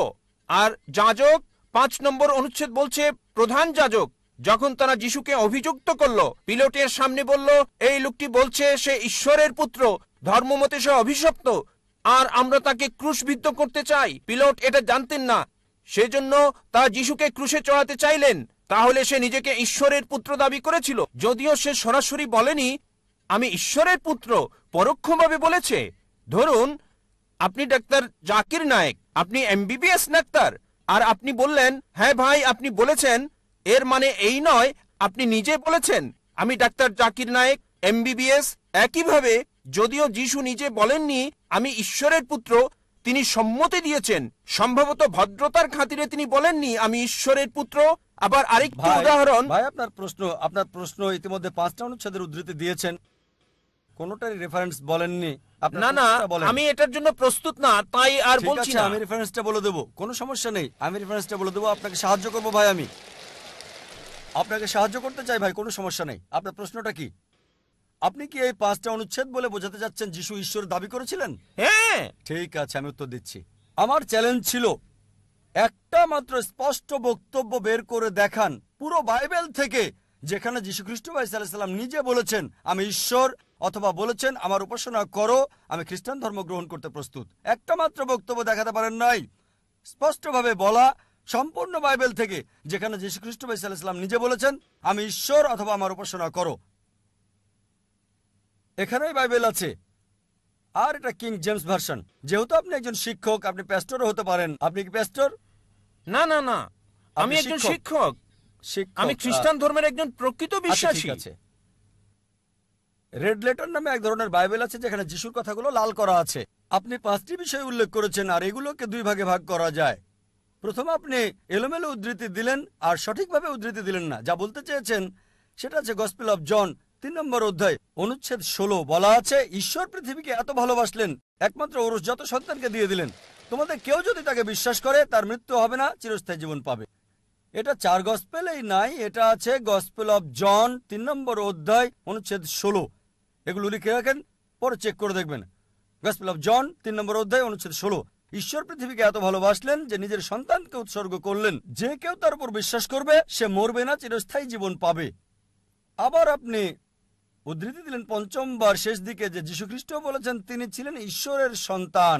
আপনি বলেছেন, আপনি কি জানেন বাইবেলে ঈশ্বরের পুত্র এ কথাটা অসংখ্যবার বলা আছে। যদি আপনি বাইবেল পড়েন, আদম ছিলেন ঈশ্বরের পুত্র, আল্লাহ তাকে শান্তিতে রাখুন। ইব্রাহিম ছিলেন ঈশ্বরের পুত্র, ইসরাইল ছিলেন ঈশ্বরের পুত্র। আপনি যদি রোমান্স পড়েন 8 নম্বর অধ্যায়ে বলা আছে তারা সকলেই যারা ঈশ্বরের আত্মার দ্বারা পরিচালিত তারা সকলে ঈশ্বরের পুত্র। আপনি যদি ঈশ্বরের দূত হন আপনি ঈশ্বরের পুত্র, যদি আমি ঈশ্বরের দূত হই আমি ঈশ্বরের সন্তান বাইবেল অনুসারে। কিন্তু তারা বলে না না না না না, যীশু খ্রিস্ট স্বাভাবিক সন্তান না, তিনি ঔরসজাত সন্তান। এবার আপনার শেষ প্রশ্ন ঈশ্বরের পুত্রের ব্যাপারে। বাইবেলে অসংখ্য ঈশ্বরের পুত্রের উল্লেখ আছে। আদম ঈশ্বরের পুত্র, ইব্রাহিম ঈশ্বরের পুত্র, ইসরায়েল ঈশ্বরের পুত্র। যারা ঈশ্বরের আত্মার সাহায্যে পরিচালিত তারা ঈশ্বরের পুত্র। কিন্তু খ্রিস্টান মিশনারিরা বলে না না না, যীশু খ্রিস্ট স্বাভাবিক পুত্র না। আসুন আপনার প্রথম প্রশ্নে, তিনি ঈশ্বরের ঔরসজাত সন্তান।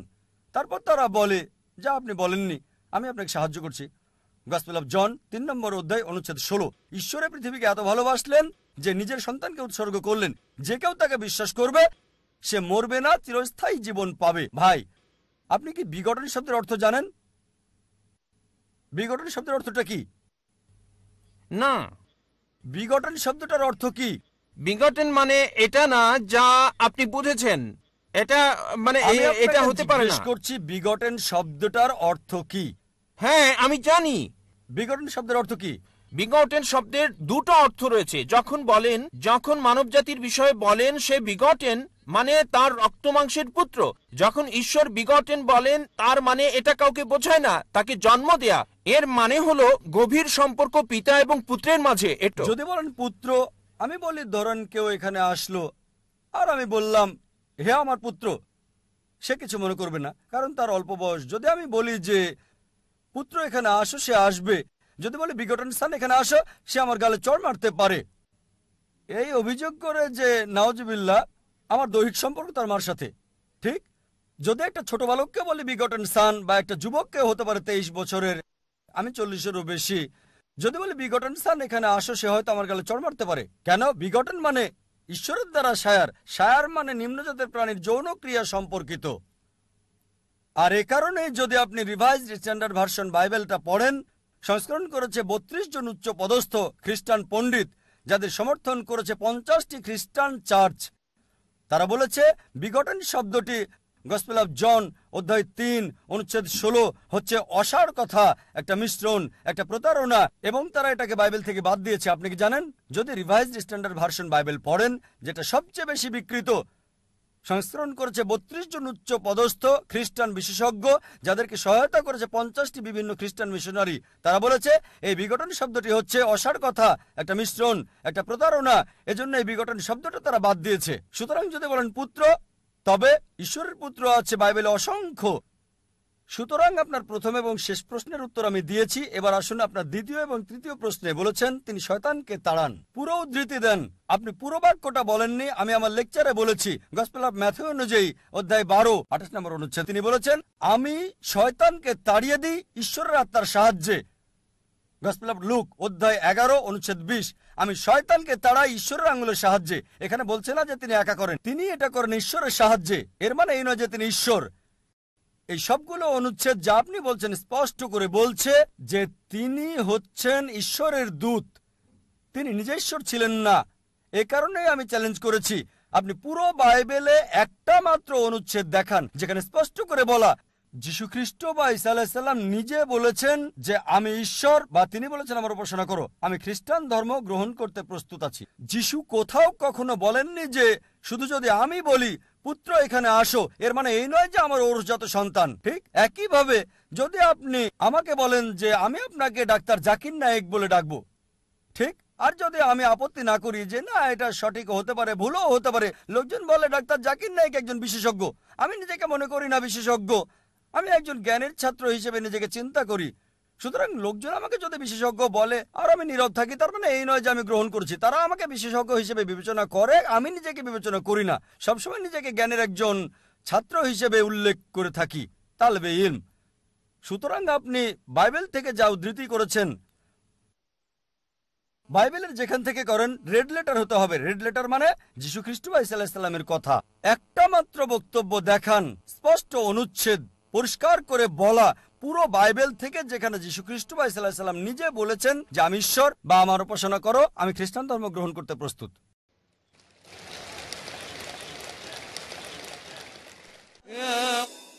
এখন একটা প্রশ্ন নিতে পারি আমার বাম দিকের ভাই থেকে। আমি মিস্টার রবীন্দ্রন, একজন সমাজকর্মী। আমি পিস অর্গানাইজেশনকে ধন্যবাদ জানাই এবং বন্ধু এরিয়ার ইঙ্গারকে। আমি ইতিমধ্যে বিষয়গুলো উল্লেখ করেছি আমার জার্নালে সর্বশক্তিমান এক ঈশ্বর প্রসঙ্গে। আমার একটি প্রশ্ন, ইসলামের অলৌকিকত্ব কি? যেমন সং অব সলোমন 5 অধ্যায় 16 অনুচ্ছেদে আছে, আমি জানতে চাই অনেক ধর্মই অলৌকিক অলৌকিক বলে থাকে, তাই আমি ইসলামের অলৌকিকত্ব জানতে চাই। ভাই প্রশ্ন করলেন যে ইসলামের অলৌকিকত্ব কি, আর উদ্ধৃতি দিলেন সং অব সলোমন 5 অধ্যায় 16 অনুচ্ছেদ। সং অব সলোমন হলো বাইবেলের অংশ। সং অব সলোমন বাইবেলের ওল্ড টেস্টামেন্টে আছে, হিব্রুতে আছে। حكم متكم بكل محمد زيدودي زيراي بين جيروسلم এটা হিব্রু ধৃতি, আমি মূল থেকে বলছি কারণ অনুবাদ ভুল হতে পারে। حكم متكم بكل محمد زيدودي زيراي بين جيروسلم যার অর্থ সে অতি মনোরম, সে প্রশংসিত, সে আমার প্রিয়। হে ইসরায়েলের সন্তানেরা, মূল থেকে বলছি কেন, কারণ মূল শব্দটা হচ্ছে মুহাম্মাদিম। হিব্রু ভাষায় ইমযুক্ত করা হয় সম্মান বোঝাতে গিয়ে। মুহাম্মাদের সাথে ইমযোগ করলে হবে মুহাম্মাদিম, যেমন এল্লো মানে ঈশ্বর, এলোহিম ঈশ্বরের প্রতি সম্মান বোঝায়। আর বাইবেলের অনুবাদের মধ্যে এই প্রপার নাউন মুহাম্মাদের অনুবাদ করেছেন অতি মনোরম। কিন্তু সং অব সলোমন অধ্যায় 5 অনুচ্ছেদ 16-তে সর্বশেষ ও চূড়ান্ত নবী মুহাম্মদ সাল্লাল্লাহু সাল্লামের আগমন সম্পর্কে তার নাম সহ বলা হয়েছে। এবার আসি আপনার প্রথম প্রশ্নে, ইসলামের অলৌকিকত্ব কি? ইসলামের অনেক অলৌকিকত্ব রয়েছে। যদি সহিহ হাদিস পড়েন, সেখানে 300-রও বেশি অলৌকিকত্বের কথা উল্লেখ আছে যেগুলো নবীজি করেছিলেন। তবে যে অলৌকিকত্ব নিয়ে গর্ব করি তা হচ্ছে পবিত্র কোরআন। এটা হচ্ছে ইসলামের অলৌকিকত্ব। অন্য সব অলৌকিকত্ব আমরা বিশ্বাস করি, যেমন মুসা আলাইহিস সালাম সমুদ্র 2 ভাগ করেছিলেন, যীশু খ্রিস্ট আলাইহিস সালাম মৃতকে জীবিত করতেন। কিন্তু এখন যদি দেখতে যাই, সেই সময় কি যেতে পারবো যাচাই করতে সমুদ্র ভাগ করেছিলেন কিনা? সেই সময় লোকজন মানত, আপনি মানবেন, আমি মানব। একই কথা অবিশ্বাসীদের ক্ষেত্রে অতীতে ফিরে যেতে পারবে না আর যাচাই করতে পারবে না মুসা আলাইহিস সালাম সমুদ্রকে 2 ভাগ করেছিলেন কিনা, যিশু মৃতকে জীবিত করেছিলেন কিনা, নবীজি মুহাম্মদ সাল্লাল্লাহু আলাইহি সাল্লাম চাঁদকে ভাগ করেছিলেন, কিন্তু সেই সময়ে যেতে পারবেন না। একটা অলৌকিকত্ব যেটা সেই সময়ের জন্য ছিল, এই সময়ের এবং শেষ সময় পর্যন্ত পবিত্র কোরআন। এটা অলৌকিকের অলৌকিক। আর 1 সপ্তাহ আগে, প্রায় 8 দিন আগে, এটা 12ই জানুয়ারি একটা লেকচার দিয়েছি, কোরআন এবং আধুনিক বিজ্ঞান সাংঘর্ষিক নাকি সামঞ্জস্যপূর্ণ, আর প্রমাণ করেছি এই কোরআন অলৌকিকের অলৌকিক। এটা শুধু অলৌকিক নয়, অলৌকিকের অলৌকিক, এটা সব সময়ের অলৌকিক। আগের সময়টা ছিল অলৌকিকত্বের, সেই সময় প্রমাণ করেছে। তারপর সাহিত্য এবং কবিতার যুগ আসলো। কোরআন হলো সবচেয়ে উত্তম সাহিত্য এই পৃথিবীর বুকে, মুসলিম এবং অমুসলিম আরবি বিশেষজ্ঞদের মতে।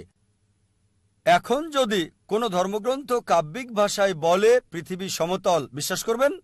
উত্তর হচ্ছে না, কারণ এখন সময়টা সাহিত্য আর কবিতার নয়, এখন বিজ্ঞান আর প্রযুক্তির যুগ। তাই 8 দিন আগে আমি প্রমাণ করেছি কোরআন 1400 বছর আগে যা বলেছে, বিজ্ঞান সেটা এখন আবিষ্কার করেছে। 20 বছর আগে, 50 বছর আগে, 100 বছর আগে, 200 বছর আগে। কে কোরআনে এসব কথা বলেছে?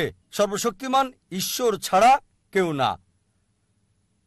সবচেয়ে ভালো অলৌকিক, চূড়ান্ত অলৌকিক, অলৌকিকের অলৌকিক হচ্ছে পবিত্র কোরআন।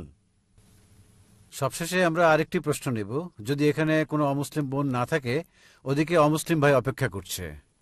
হ্যাঁ, একটা প্রশ্ন অমুসলিমদের পক্ষ থেকে। এক সময় সে আমার প্রতিবেশী ছিল, সে সব সময় জিজ্ঞেস করত। বলুন বোন। আসসালামু আলাইকুম, আমার নাম হুসনা, আমি গৃহিণী। আমার প্রশ্ন হলো, মানে আমার প্রতিবেশীর প্রশ্ন, প্রত্যেক মুসলিমই কোরআন অনুসরণ করে সারা পৃথিবীতে, তাহলে কেন এতগুলো দল? আমার প্রতিবেশী সব সময় জিজ্ঞেস করত, আরো বলতো, কেন তোমরা বলো এক আল্লাহ? কারণ অনেক দলই আছে যারা বলছে নামাজ আদায় করার সময় মাথা ঢাকার দরকার নাই, আর যেমন প্রথম আঙ্গুল নাড়ানো ইত্যাদি ইত্যাদি। বোন প্রশ্ন করলেন যে তার প্রতিবেশী বলছে যদি সব মুসলিম কোরআনে বিশ্বাস করে, একই গ্রন্থে বিশ্বাস করে, তাহলে এতগুলো দল কেন, বিভক্তি কেন? উত্তর দেওয়া হয়েছে পবিত্র কোরআনের সূরা আল ইমরান অধ্যায় 3 আয়াত 103। ওয়াতাসিমু বিহাবলিল্লাহি জামিআ ওয়া লা তাফাররাকু। আল্লাহর রজ্জুকে শক্ত করে ধরো এবং বিভক্ত হও না। আল্লাহর রজ্জু হলো পবিত্র কোরআন। মুসলিমদের উচিত আল্লাহর রজ্জুকে শক্ত করে ধরা এবং বিভক্ত না হওয়া। যদি বিভক্তির ব্যাপারে বলেন, আল্লাহ বলেছেন সূরা আনাম অধ্যায় 6 আয়াত নাম্বার 159, হে নবী, কেউ যদি ইসলামে দল উপদল তৈরি করে তার ব্যাপারে তোমার কিছু করার নেই। তাই বিভক্তি হচ্ছে ইসলামে হারাম। আমাদের সবার লেভেল একটাই, সেটা মুসলিম। এজন্য আমার লেকচারে সূরা আল ইমরান অধ্যায় 3 আয়াত 64-তে বলেছি, তাআলা ইলা কালমাতিন সাওয়াইন বাইনা বাইনাকুম আল্লা না'বুদা ইল্লাল্লাহ ওয়া লা নুশরিকা বিহি শাইয়্যান ওয়া লা ইয়াত্তাখিযা বা'দুনা বা'দান আরবাবান মিন দুনিল্লাহ ফাইন তাওয়াল্লাউ ফাকুলু শাহাদু বিআন্না মুসলিমুন। আমরা সাক্ষ্য বহন করি যে আমরা মুসলিম। আমরা ইসলামকে বিভক্ত করি না। ইসলামে এসবের কোনো জায়গা নেই। দুঃখজনকভাবে মানুষ কোরআন এবং সুন্নাহ থেকে দূরে সরে গেছে আর বিভক্তি সৃষ্টি করেছে ইসলামে। ইসলামে বিভক্তির কোনো চান্স নেই। বিস্তারিত জানার জন্য আমার ভিডিও ক্যাসেট দেখতে পারেন, যেটা গত পিস কনফারেন্সে শেষ দিনে দিয়েছিলাম। মুসলিম উম্মার ঐক্য এই বিষয়ে সেখানে ভালোভাবে বলা হয়েছে। আশা করি উত্তরটা পেয়েছেন। এখন আমরা শেষ প্রশ্নটি নিচ্ছি অমুসলিম ভাই থেকে। প্রথমে আমি আমার পক্ষ থেকে আন্তরিক বিনীত সম্মান জানাচ্ছি বিশ্বাসের ভাইয়ের চেয়ে মানবতার ভাইকে সুযোগ করে দেওয়ার জন্য। এটা আমার স্বাভাবিক বিনয়, আন্তরিক কৃতজ্ঞতা। আমি এটা খুবই পছন্দ করি। আমার প্রশ্ন হল, এক পৃথিবী সত্য, সবাই এটাতে একমত, এক ঈশ্বর। আমার মনে হয় সব মানুষ ধীরে ধীরে এটাও মানছেন। সুতরাং বহু ঈশ্বর যখন ছিল, অনেক ধর্ম সেখানে ছিল। আমার মনে হয় ঈশ্বর চান যে আগের মতো, যেমন অতীতে এক ঈশ্বর ছিল, এক পৃথিবী ছিল আর এক ধর্ম। একজনের কাছ থেকে এসেছি, তবুও অনেক ঈশ্বর, অনেক ধর্ম। ঈশ্বর সেটাই চাচ্ছেন আমাদেরকে সেখানে ফিরিয়ে নিতে, যেখানে এক ঈশ্বর, এক পৃথিবী, এক ধর্ম। আপনি কি মনে করেন এটা ঈশ্বর দ্বারা প্রতিষ্ঠিত হবে নাকি মানুষ দ্বারা? আমার দ্বিতীয় প্রশ্ন হল, আমিষ এবং নিরামিষ ভোজী কোনটা উত্তম? ভাই দুটো প্রশ্ন করলেন। প্রথমটা হলো, আগে এক ঈশ্বর, এক ধর্ম, এক পৃথিবী ছিল, এখন এক পৃথিবী, বহু ঈশ্বর, অনেক ধর্ম। কিভাবে এক ঈশ্বর, এক পৃথিবী, এক ধর্মে আমরা ফিরে যেতে পারি?